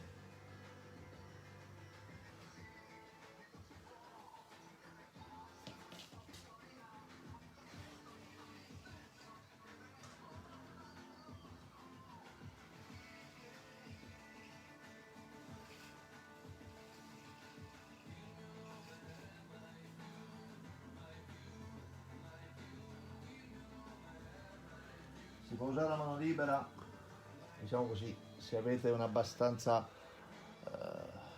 padronanza del pennello. Io dipingo da un po' di tempo, per cui un po' di sicurezza riesco ad averla, ma a furia di fare vi assicuro che l'acquisite anche voi. Non siete voi, è il vostro cervello. Io che ho 2 neuroni ce la fa, figurate voi che siete intelligenti.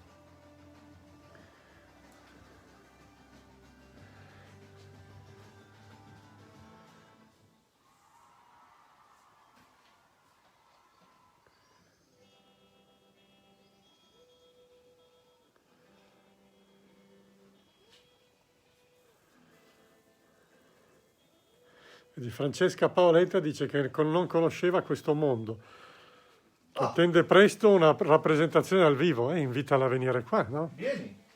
Dove che abita lei? Non dico.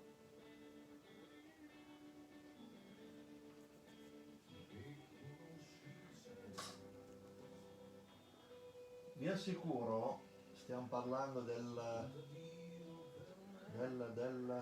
Marco Blasioli dice che sta provando e dice che non è facile. beh, diciamo così, se hai dei dubbi, delle difficoltà, poi magari o scrivi sui commenti oppure mi scrivi e ti do delle indicazioni. Chiaro che, allora, se voi prendete una persona, gli date una spatola in mano e gli chiedete di mettere istinto su una parete, credo che il 60% del materiale va a finire per terra. È successo così per me all'inizio, mi ricordo alle prime esperienze. Non ti preoccupare se all'inizio non ti viene facile, perché se già in un giorno tu riuscissi a fare le righe per bene, allora vuol dire che io sono deficiente, perché io ci ho messo qualche giorno. Io ti ho detto, se ti applichi e provi a fare un po' di filetti senza schemi, senza cornici, solo far filettini su un pannello, ne fai agliosa per 2 giorni, dopo 2 giorni ti assicuro che il tuo cervello sa già muovere, è già allenato. Poi pian pianino ci sono i passaggi che arrivano a fare anche una modanatura, ok? Però all'inizio è questione di mano e abituarsi a far scorrere, accompagnare il pennello sulla riga per farlo venire dritto. Poi viene la sfumatura, poi viene l'andata e ritorno, poi c'è il punto di inizio e il punto di arrivo. Cioè queste sono le varie fasi. Stiamo semplicemente mostrando in un'ora quello che magari Un'ora, anche più di un'ora. ci vuole un po' più di tempo, però Francesca ha detto che vola, per cui prepariamo una pista d'atterraggio che arriva. arrivo, ok, perfetto. Io il caffè qua non ce l'ho perché la macchinetta... È rotta, i bar sono chiusi. Esatto. Porta il termos. Porta il termos. Anche Vincenzo Pizzuto dice che anche per lui è la prima volta, ma dice che è spettacolare. Questo, tu hai voluto fare questa diretta proprio per insegnare e far capire Sì. Che... questa arte che in realtà ti arriva dalla tua esperienza, no? Sì, esatto. Io ho imparato a bottega e vi dico un altro dettaglio. In un lavoro che ho fatto a Matera, il carro della Bruna, cartapesta, pittura, cose del genere, poi mi sono divertito ad avere come collaboratori gente che non sapeva neanche cosa fosse il pennello e che passando un po' di tempo con me ha imparato anche a filettare. C'è un artista degli autobus che ha imparato a filettare. Francesca ha detto che ti prende di parola, che appena finisce tutto questo aspetta un tuo invito. È ufficiale l'invito, ci sono testimoni tutti gli spettatori. Ok? Hanno fatto una domanda ma non ti conoscono bene. Giovanni Gillone Cioè? ha detto: ma non è che con quei colori al polso sei interista? No, no, sono gobbo, sono gobbo. E sono due braccialetti, purtroppo ci sono solo di questi colori qua. Quello di Giorgio Grayson e quello I Am Matera, che è azzurro, non ci posso fare niente.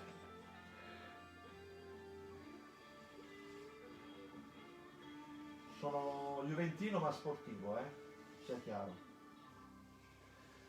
Nel senso che va a correre ogni tanto, in questo senso. Allora,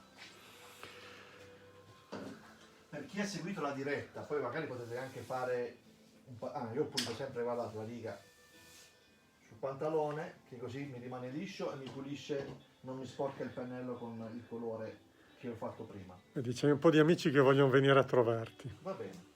Qui abbiamo già cominciato a creare un po' di volumetria, ok? Queste sfumature, se ti avvicini Fabio,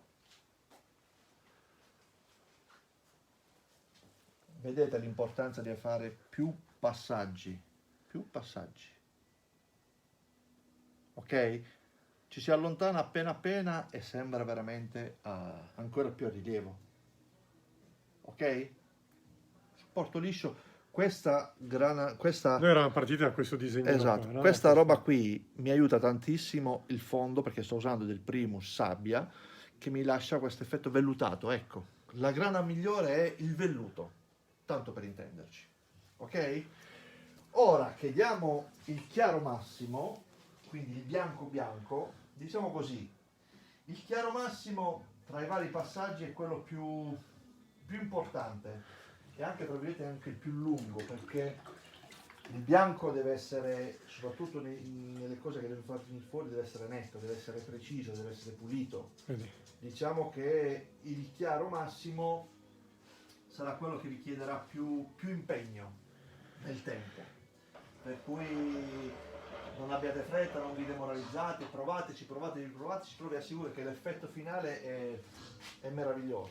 Già con questa parte qua la cornice sembrerà finita e poi c'è lo scuro massimo che ci creerà veramente l'effetto 3D incredibile. Hanno citato che sono venuti a trovarti, alcuni sono venuti a trovarti a Matera, al carro. Bene. E poi dopo c'è qualcun altro che dice che reggere la stecca di legno non è semplice, che dopo qualche minuto ti vengono i crampi alla mano. Beh, anche quando si lavora con la spatola, all'inizio ci si fa male la mano, fa male la spalla, ma poi ci si abitua. Ecco, quindi è solo abitudine e morbidezza che si crea con la muscolatura. Quindi qui adesso stai usando Il bianco il puro. secondo bianco, che il secondo bianco È un lo bianco chiami puro. secondo bianco perché lo metti per secondo passaggio, ma in realtà è la tonalità più chiara. Esatto. Allora, vi faccio vedere una cosa. Questo, quello che dicevo prima, che è molto molto importante, questo passaggio deve essere pieno, ok? Allora, diciamo così, si potrebbe anche fare in modo che questo qui si passa una prima volta, lo si fa asciugare, lo si ripassa ancora, almeno dove deve essere il segno netto, bianco, uniforme.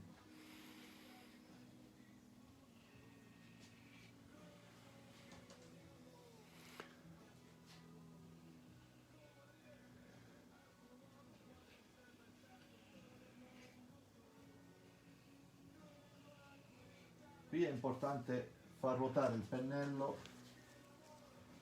per sfruttare tutto il serbatoio del pennello.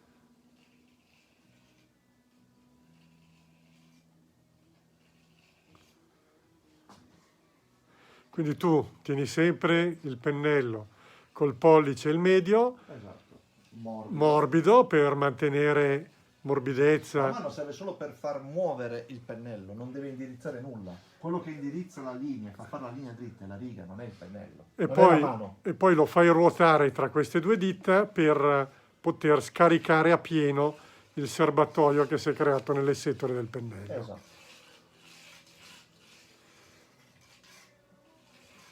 Facendo più passaggi crei le sfumature. Esatto. Se vedete io qui per farlo sfumato, siccome devo riprenderlo a questa altezza qua, non parto da qua e poi mi sposto sempre da destra verso sinistra. Questo è importante, perché così io riesco a posizionare la riga e a dargli continuità alla giuntura.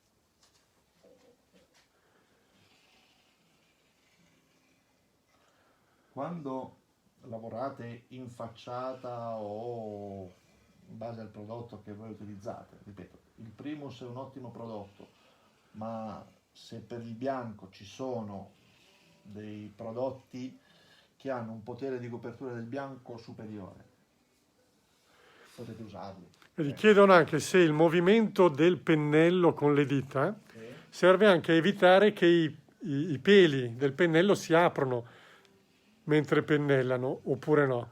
No, diciamo che se un pennello, cioè se di un pennello si aprono i peli, si aprono anche se lo fai ruotare. Allora, aspetta, mi avvicino, lo facciamo vedere questo movimento del pennello che ruota così. Lo faccio lentamente. Esatto, così lo vediamo vedi. che la setola è piena.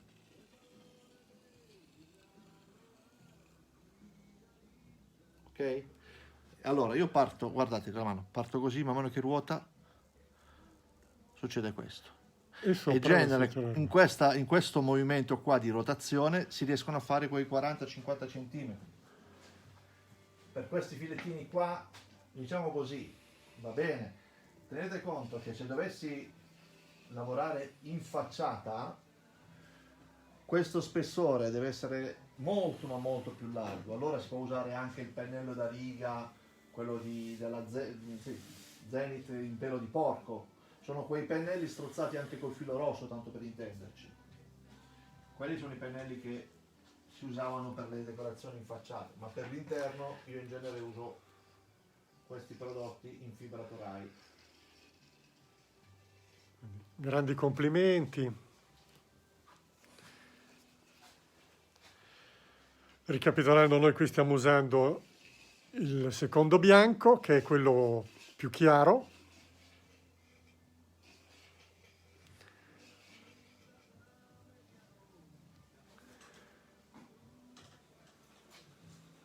Diciamo che allora quando ho fatto il primo chiaro non l'ho passato dappertutto, Perché? Perché alcune parti va ripassato il chiaro massimo, tipo i filetti che sto facendo ora, ok? Per cui, diciamo così, nella decorazione, nei vari passaggi di colore, psicologicamente vi dico, quando sono al chiaro massimo, sono quasi alla fine, perché è il periodo più lungo, il passaggio più lungo che ci vuole, che impiega più tempo, perché poi l'ultimo passaggio, gli scuri massimi, vi assicuro che sono veramente veloci e sono quelli che danno veramente una profondità mostruosa. Chiedi agli spettatori, si comincia a vedere la differenza dei vari Sì, passaggi? sì, sì, si vede, si vede. Ok. C'è Andrea Del Fella che ti ringrazia.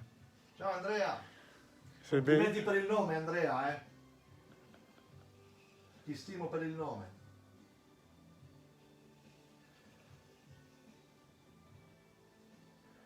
Io devo andare con lui al rifugio, al suo rifugio del CAI. Ah.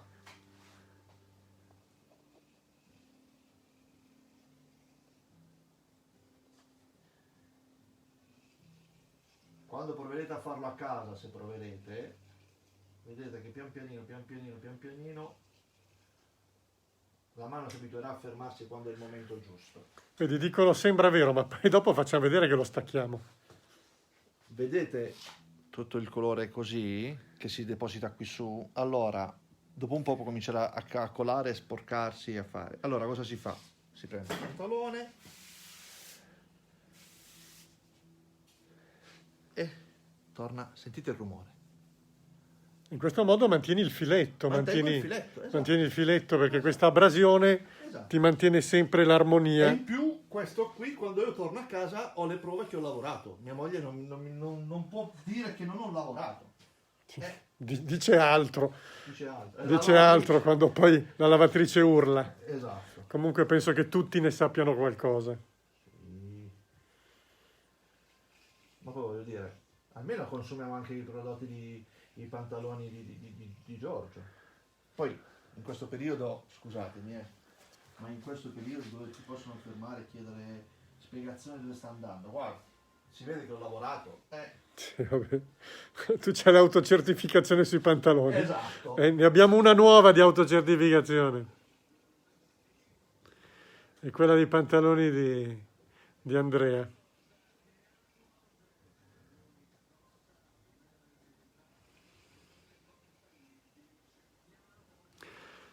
Vedi, qui dicono che non gli dura tanto il colore sul pennello, per cui... Devi diluirlo magari un pelino di più allora. Quindi dici che è solo un problema che è troppo compatto, quindi va un po'... denso, troppo denso. Esatto, è troppo Vi faccio vedere denso. il bianco. Si vede? Ecco, questa è la densità che io ho. Perché se è troppo denso non scorre. Infatti Massimiliano dice prova a diluire di più, vedi? Vedi? Vedi che c'è già chi come te ama e fa le filettature. Deve arrivare almeno a 10 applicatori che provano a filettare. Perché come diceva Rocky, se io riesco a filettare, se tu riesci a filettare, tutto il mondo può filettare. Chi è che lo diceva? Rocky. Rocky Balboa? Esatto. Ah, ho capito. Se io posso cambiare... Quindi tu alla fine cosa fai? Adriana? No, spiegami. Urli Adriana alla fine del video. Ragazzi, facciamo vedere queste filettature.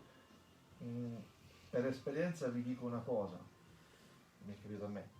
Quando voi dite agli architetti che sapete filettare, gli architetti cominciano ad avere un'altra reputazione di voi, molto molto migliore, ve lo assicuro.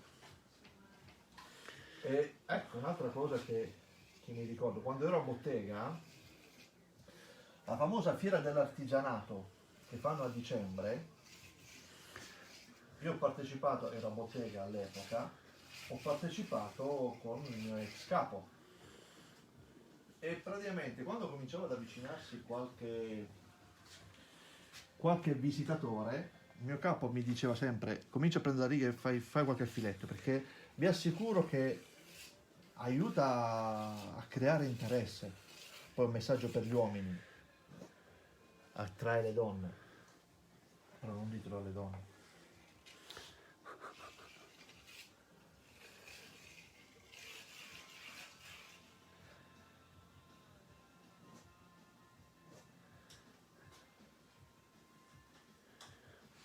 Quindi abbiamo usato 2 chiari e 2 scuri per il per il momento. momento. Esatto. Ora sto facendo il secondo chiaro.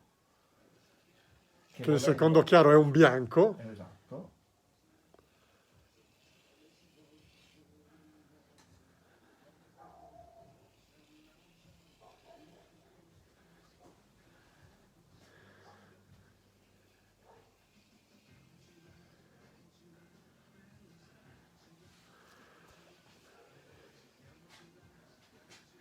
Comincia a prendere forma.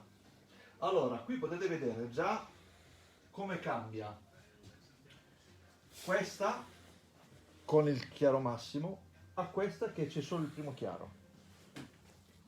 Ok? Cioè fai così e fai così. Avete visto? E manca ancora lo scuro massimo. Che lo scuro massimo crea i siluri, crea... Vedi? Vedi, tu hai detto che piace alle donne e Francesca Paoletta ha detto che l'hai catturata con queste filettature, vedi? Francesca, se vieni qua, c'è una pizzeria da sport, il lavoratore porta pizza e bibita ogni giorno a buon prezzo, te la offro io. Va Vedi, bene? dicono che Giotto ti fa nubaffu, e beh, lui fa i tondi, tu stai facendo i quadrati, e certo, insomma, o no? No, ragazzi, ecco, a questo punto vi dico una cosa. Giotto era italiano, Michelangelo era italiano, Botticelli era italiano, Leonardo era italiano, ma non dobbiamo essere orgogliosi di essere italiani, ragazzi. Dobbiamo essere orgogliosi di essere italiani. Non so se c'è ancora Peter Bauman in diretta. Non lo so, stamattina c'era, ma avrà modo di vederlo. Non ho capito cosa intende dire Sandro Cocco. Dice, ma il pepe verde a che punto si mette? Pepe verde, cioè? E non lo so, ci devi spiegare, anch'io. Non lo so.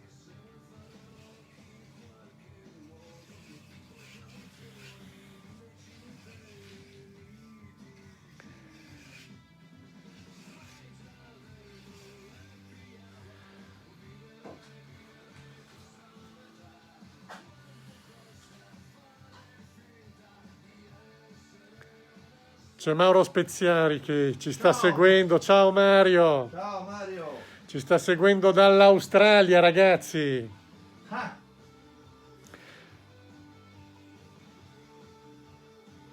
Potrei vedere la diretta. Vedi, c'è un altro che è avvantaggiato, sarà un artista perché si chiama Roberto Bertaggia Sì. e abita in via Giotto. Ottimo. Quindi è già avvantaggiato, ce l'ha già nel DNA. Ma sapete che quando è stato qualche anno fa che io volevo vendere il laboratorio, c'era un laboratorio che era una traversa di via Buonarroti. E io volevo cambiare il laboratorio per costruire solo perché era una traversa di via Buonarroti. Ah, era una battuta al filetto al pepe verde, hai capito? Hai capito? Era una battuta, e noi non siamo stati così sottili. Poi lui ha detto, sai, stavo seguendo anche un corso su Masterchef e allora ha messo insieme le due cose. Allora, qui abbiamo fatto questa cornice qua che, diciamo così, ha già, vediamo come si vede, sembra quasi a rilievo. Però adesso con lo scuro massimo... Il bianco sopra lo fai? Dopo. Allora.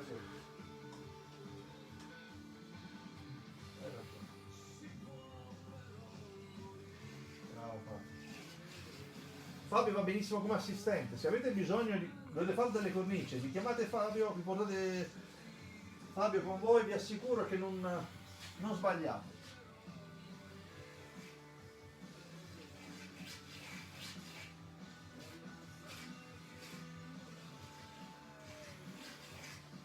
Allora, ora noi passeremo con lo scuro massimo. Allora, riga sporca di bianco. Gioia dei pantaloni. Vi assicuro che quando fate le facciate e ovviamente lavorate, vi pulite la riga un po' da un lato, un po' dall'altro, al venerdì, quando tornate a casa, vi assicuro, voi vi togliete i pantaloni, li poggiate per terra, stanno sui piedi da soli, garantito. Al venerdì si cammina così praticamente. Vedi, Paolo Cori è emozionato nel vederti pulire la stecca sui pantaloni perché gli ricorda la maestria del suo papà. È proprio così, non fa niente, è così. Allora, altro suggerimento, le tinte scure, siccome lo scuro copre già di suo, lo scuro può essere anche un filino un po' più diluito.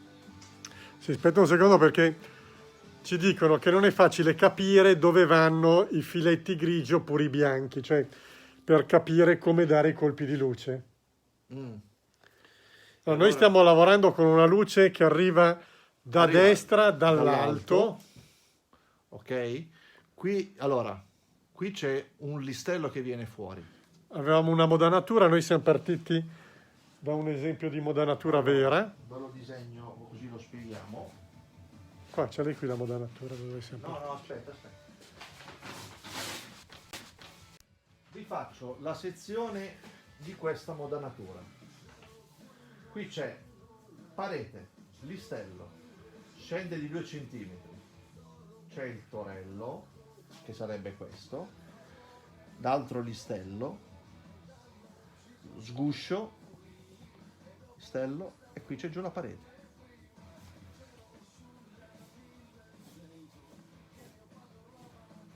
Ok?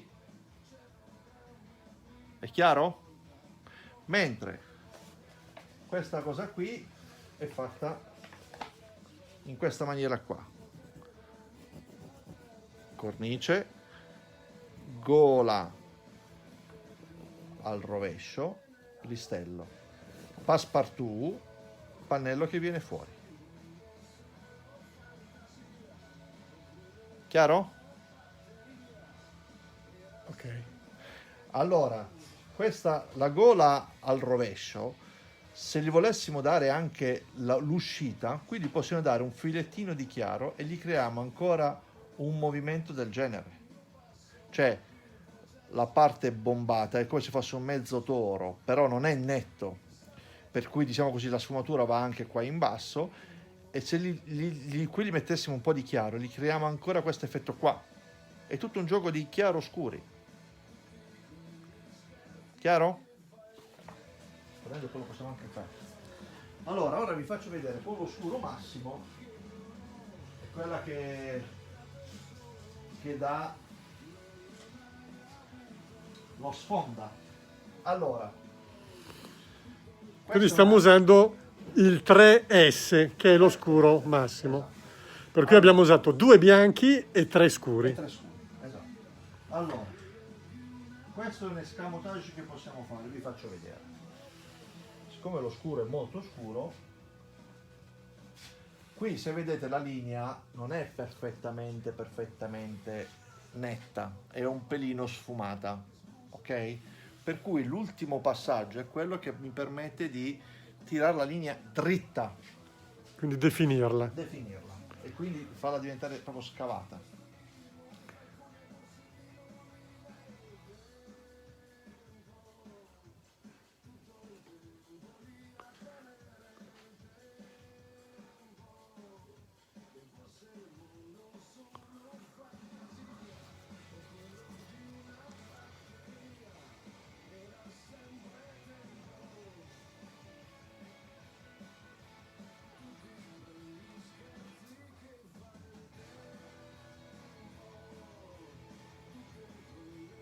Parti sempre da destra verso sinistra e poi di lì ti racchiudi partendo invece da sinistra verso destra, giusto? Esatto. In questo modo eviti Non si vede la ripresa. le riprese. Allora, sul toro, quindi la parte stondata, noi possiamo partire da qui e sfumare verso su.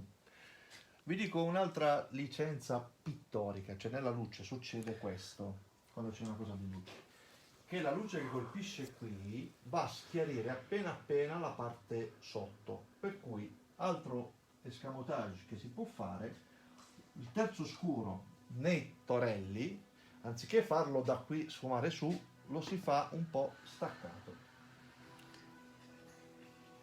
Chiedevano se invece dovessimo partire con un colore di fondo bianco. non si parte mai dal bianco, perché allora se parti dal bianco, diciamo così, devi lavorare, devi creare la tinta di fondo, devi creare su tutta una serie di cose. Se tu prendi una cornice, prendi una boiserie bianca, ti assicuro che il punto dove vede la luce rimane bianco, ma dove non prende la luce diventa un po' giallino, grigino, dipende da. Nel senso che se tu hai il colore bianco non puoi usare poi il Non bianco puoi usare il per il bianco. colpo di Esatto, luce. esatto.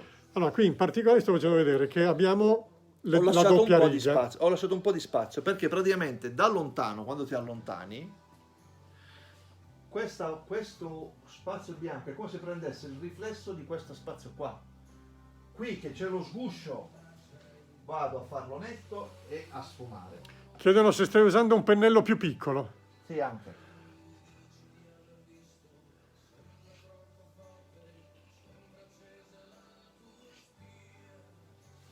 Qui vado a fare il filetto netto, continuo. Allora, dopo che ho fatto questo filetto qui continuo, vedete? Lo vado Quindi abbiamo due. ora lo vado a sfumare. Ora lo vado a sfumare. Per cui Aspetta, facciamo vedere da lontano. Ok? Quindi si crea un'ombra secca, Esatto. non profonda. Esatto. Allora, vi faccio vedere ora. Qui che non vado a sfumarlo, qui faccio questo. Allora, questa qui è ombra propria. Dove c'è, vedi, questa qui è ombra propria. Questa è ombra portata. Per cui qui farò l'ultimo passaggio, lo faccio netto e lo lascio netto.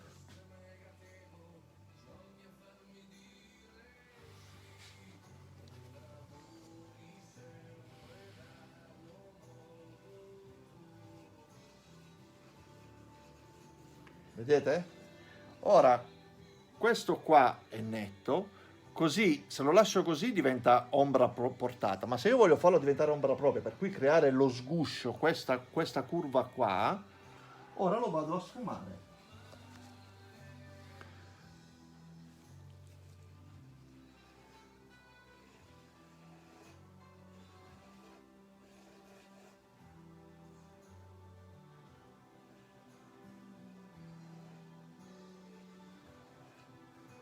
Vedete la differenza?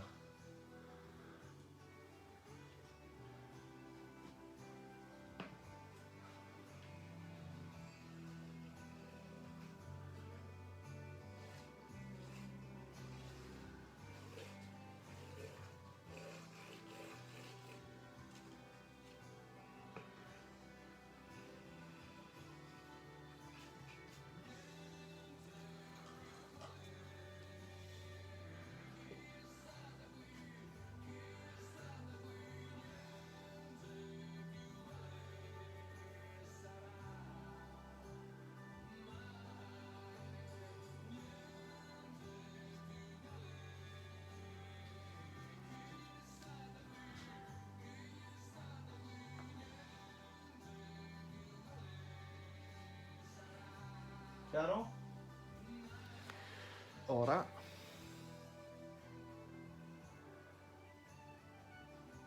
qui volendo si può passare ancora del bianco per dare ancora più bianco. I bianchi potrebbero essere passati anche 2 volte, non è un problema.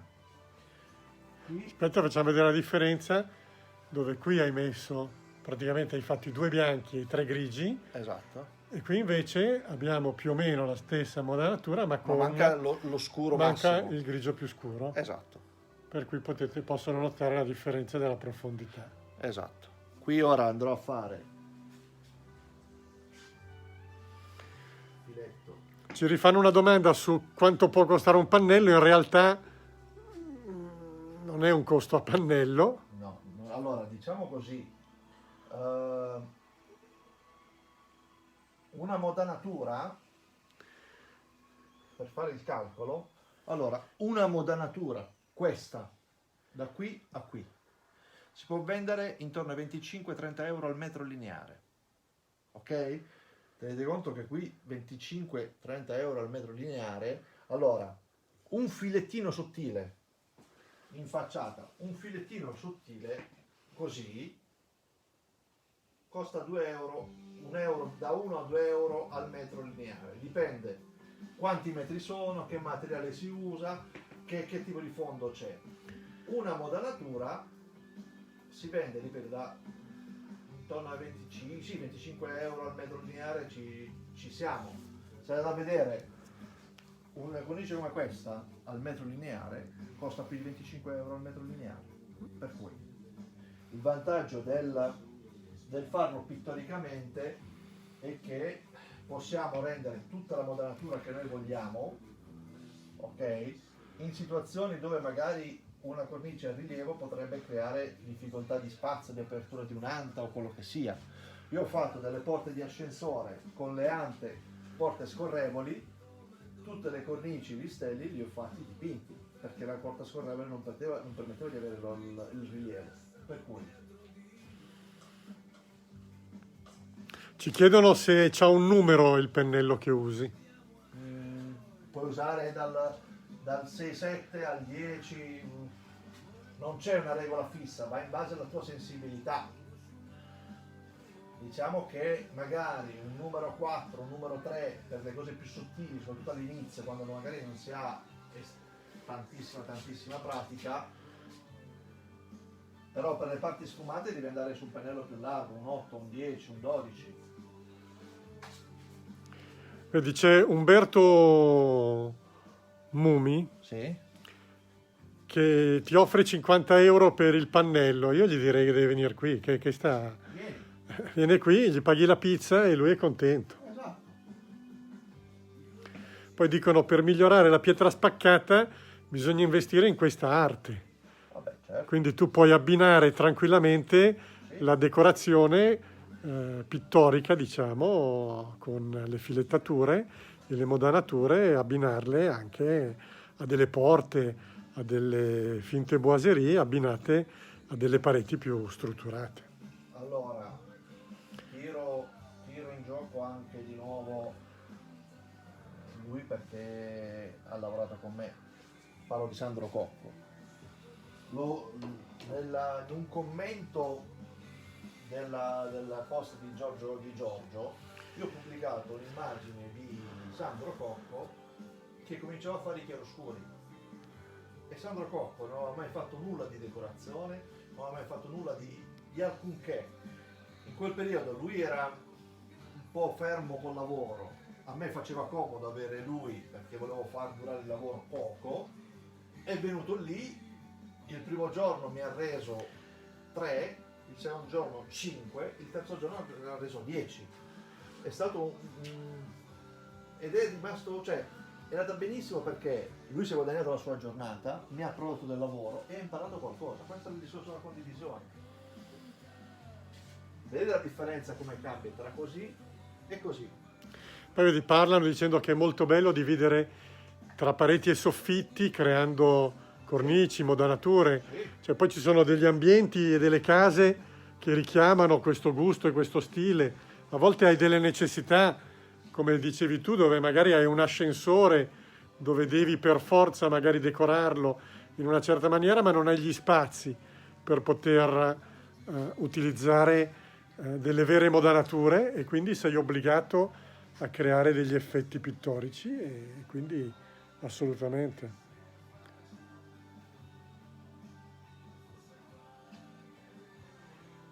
Io mi permetto di dire una cosa in maniera molto spassionata.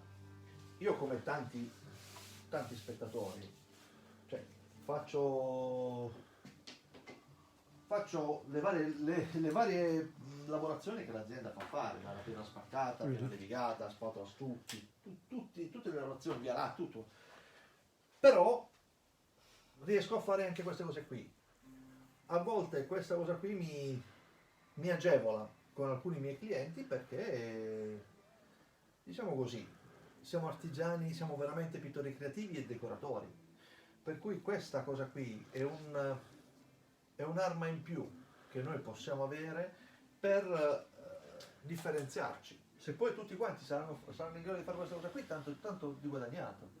Se le case, la gente a casa vedono un pannello del genere, una boiserie sulla porta d'ingresso, vedi una cosa del genere fatta da qualcuno di voi, magari un'altra persona va a vedere lì la piena spaccata che avete fatto, ma vede anche la porta, sceglie voi, perché voi siete in grado di fare anche questo. È la legge del mercato. E detto fra noi, io non ho problemi affinché altre persone siano in grado di farlo. Assolutamente, Non c'è assolutamente. problema, ragazzi.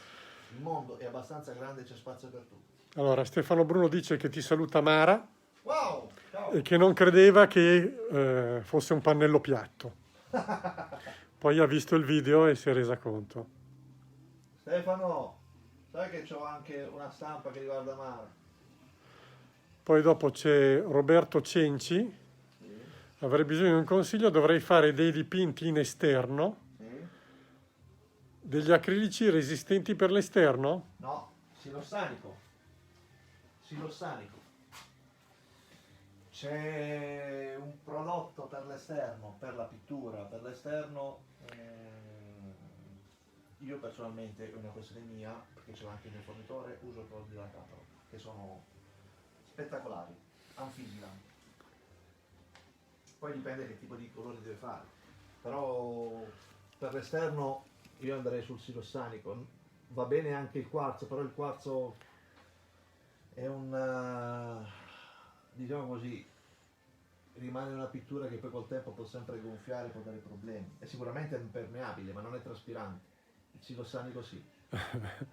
Qua c'è una piccola polemica, ma Cioè, non è secondo me il caso, che dice che quando vedono lavorare certa gente si capisce la differenza tra imbianchini e decoratori. Troppi furgoni in giro con scritto decoratori, grandi componenti davvero. Però vabbè, non è questo il posso posto. dire una mia? Dimmi. Io quando ho partecipato alla seconda creazione collettiva, mi ricordo le persone che c'erano ed erano tutte di spatola, io mi sono portato il mio spolvero e il mio pennello. Io nascevo, l'80% del mio lavoro era di spolveri, pennelli e poggiamano e righe. Quando poi ho approfondito la conoscenza, vi dico sinceramente, non c'è differenza tra chi è bravo a usare la spatola e chi sa usare il pennello. Certo. Siamo colleghi. È chiaro Infatti, che riuscire a fare una cosa e riuscire a fare l'altra ci dà un'arma in più, ma io non valgo di più rispetto a... Io ho visto delle persone che con le spatole ma fanno delle cose eccezionali. no, ma c'è chi ha avuto la fortuna, perché poi di imparare attraverso la cultura che è stata tramandata tra padre e figlio, oppure come la tua esperienza in bottega, e chi purtroppo non ha avuto questa fortuna e niente, noi oggi stiamo cercando di far innamorare le persone anche su questa tecnica e farli avvicinare. A me È viene un da primo dire- passo sicuramente. A me viene da dire una cosa, non vuole essere un lodare gratuito, ma è un mio modo di vedere. La parola pittore creativo l'ha inventata una persona, si chiama Giorgio Grayson. E quando ho rifatto la carta d'identità, con immenso piacere, ho come professione pittore creativo. Che vuol dire? Che posso, dipingendo, È arrivato Peter adesso. Peter Bauman, ciao Peter, dipingendo, che sia con la spatola, che sia col pennello, possiamo dare spazio alla creatività. E questa è la cosa, l'essenziale che l'azienda Grayson, che Giorgio cerca di portare avanti. E abbiate pazienza, altri possono solo cercare di imitare, ma Vabbè. cercare di imitare. C'è Roberto Cenci che non ho capito se è quello che ti aveva fatto la domanda prima. Fammi vedere. Non lo so più. Sì, che ti ha chiesto dei colori per l'esterno. Sì, Dice che deve fare due trompe-l'œil sì. e quindi dice che una volta usava dei prodotti che erano i Tempex, ma non li trova più. Non so. Era il discorso di usare gli acrilici. Non l'acrilico, per l'esterno non usare l'acrilico. Non usare l'acrilico perché col sole, col coso possono virare, i blu e i rossi. No, la resina acrilica per l'esterno, oddio, lo puoi anche usare, però io non mi fiderei. Io ho delle facciate fatte con i silosanici. Ho cominciato a lavorare per conto mio da solo nel 2000, a bottega nel 92. Vi posso garantire che lavori fatti nel 92 sono ancora lì perfetti, sembrano fatti ieri, però fatti col silosanico. L'acrilico preferirei di no, però nessuno lo vieta. Magari mettiamola così, usi l'acrilico, gli dai su un protettivo filmogeno che gli dà più protezione, però sugli intonaci è meglio un silosanico, mio modesto parere. Però la mia non è Bibbia, è un punto di vista legato alla mia esperienza, ragazzi.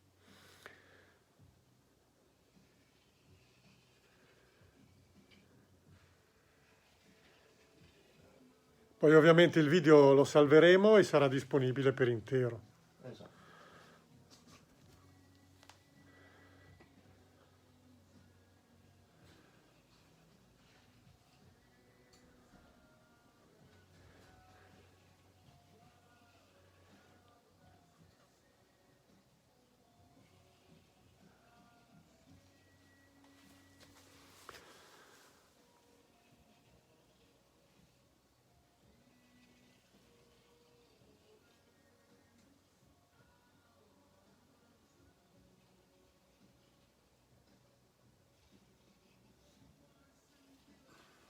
Ecco, vi do un suggerimento. Quando lavoro in facciata e devo fare filettature, il mio abbigliamento è una salopette, perché la salopette è sempre qui in tasca. Io ho l'abitudine di mettere il bicchiere qui, perché se devo rigare ho una mano impegnata con tenere la riga e l'altra per il pennello. Ogni volta piegarsi si perde tempo, si mette il pennello qua nella mia salopette e io puccio. Vi assicuro che dopo un giorno che ci lavorate la mano si sposta a pucciare il pennello senza neanche che guardate. È questione di abitudini. Piccolo trucco del mestiere. Abbiamo il dottor Mimmo Maccarrone che ci segue. Ciao Mimmo. Ciao Mimmuzzo, un abbraccio.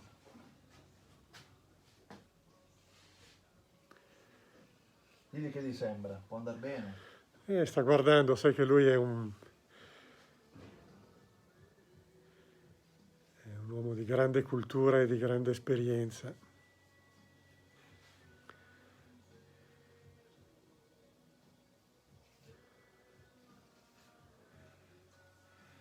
Vedi, Paolo Gori dice che anche lui usa gli xyloxanici in facciata ed è tutta un'altra roba. Esatto, come copertura, come durata.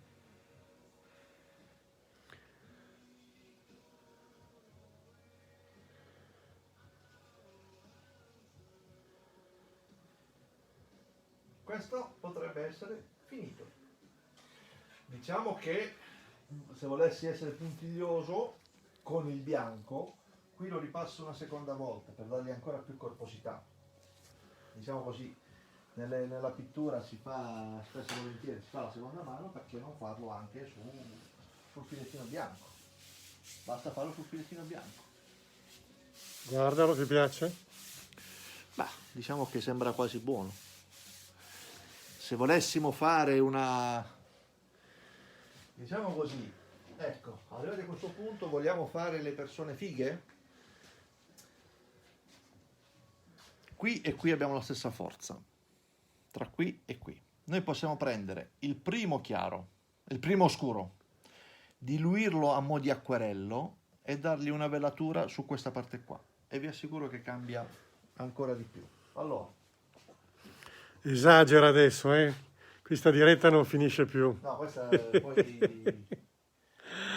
Anche perché ogni volta che guarda i suoi lavori è così appassionato che continua sempre a metterci del suo, cioè Allora, non c'è mai primo scuro, fine. Primo scuro, lo butto dentro, E questo succede sempre a chi ama il proprio lavoro. ci metto acqua, lo faccio diventare acqua colorata. È come se fosse, guardate, un acquerello. Per vedere la consistenza anche.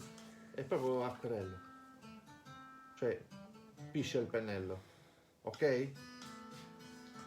Si può anche inventare o con la riga a mano libera.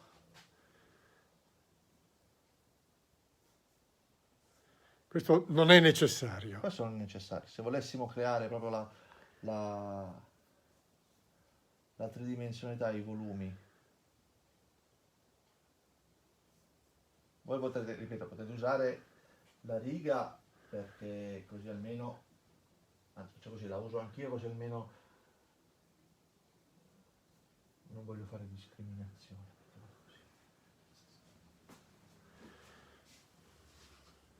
Che poi ovviamente asciugando si schiarisce. Esatto. Comunque è acqua sporca E questa. acquerello.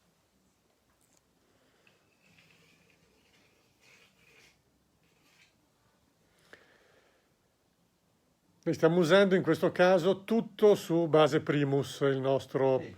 Primus sabbia.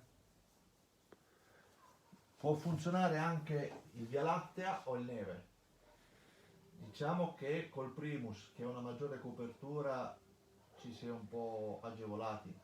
Però se qualcuno piace l'effetto dei glitter, se voi fate una stanza tutta quanta con Via Lattea o con neve e volete aggiungere una finta modanatura, potete farlo con Via Lattea e con neve.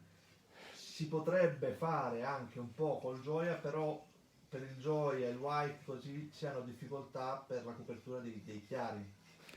Vedi, ti dicono due cose. Una che è preoccupante, però potrebbe essere un'opportunità per un'altra diretta, ed è che potrebbe starci bene un decoro, un rosone al centro di questa pannellatura. E poi un altro mi dice se tu hai fatto un corso di acquarello. Sì.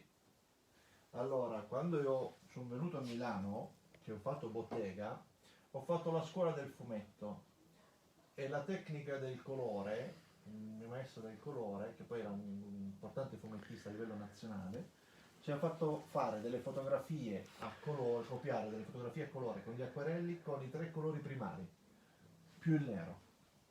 Per cui, certo, l'acquarello è il colore a velatura, è quello che nei dipinti permette di avere veramente quasi l'effetto fotografico.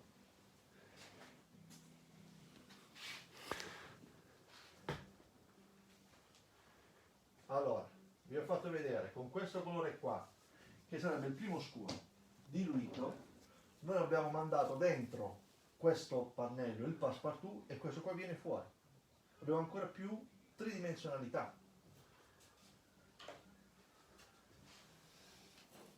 Asciugando.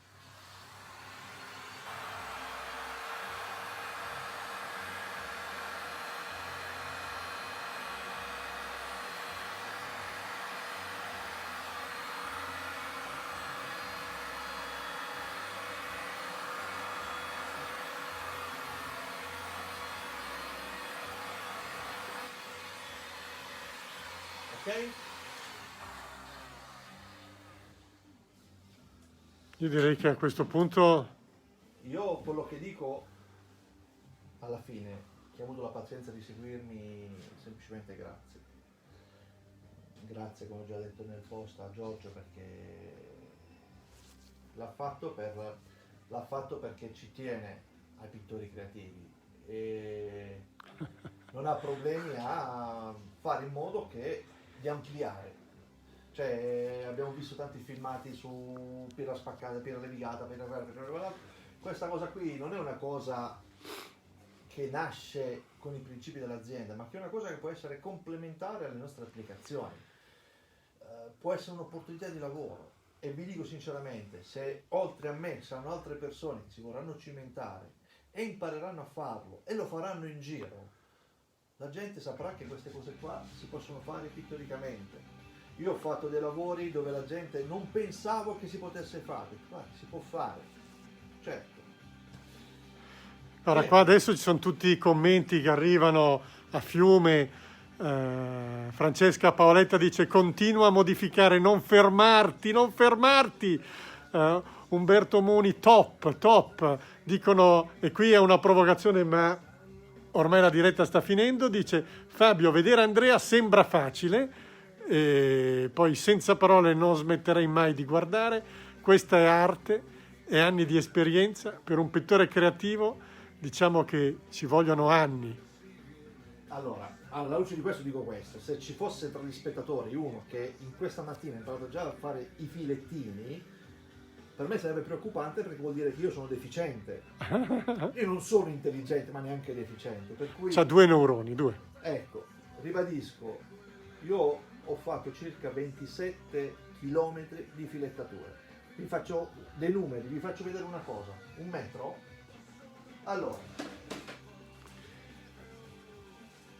questo è un pannello di 90 cm, per cui qui ci sono 2 passaggi, qui ci sono 3, poi il filettino sotto è l'altro 90 cm, qui ci sono 3, qui ci sono 3, 1, 2, 3, 4, 5, 6, 7, 8, 9, 10, 11, 12, 13.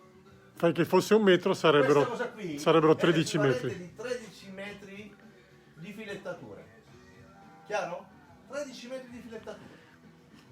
Vi assicuro, 27 km sembrano tantissimi e sono tanti, ma si fanno in fretta a fare. Io ho calcolato i 27 km di filettature, cioè io quante volte, quanta strada ho percorso tra riga e pennello. Ok? Mi viene da dire una battuta: alla sera, se quando tornate a casa mangiate e fate così, non vi preoccupate, è normale, è la mano che sta lavorando. Va bene? Fai vedere la... Non è la stessa modanatura però. Però, Allora, qui, questa cosa qui e questa. Ok? Questo sguscio, vedi qua ci prende un po' di luce, certo. qui abbiamo un po' di luce, qui abbiamo lo sfumato. Diciamo così, Aspetta, faccio vedere che questo è un listello reale. esatto. Se capiterà un'altra occasione possiamo anche prendere un listello vero e continuare la stessa cosa con la cosa dipinta. Ecco, una cosa che c'era in facciata, l'ho fatto in alcune facciate, la famosa fascia marcapiano che si interrompeva all'altezza del balcone. Certo. Ok?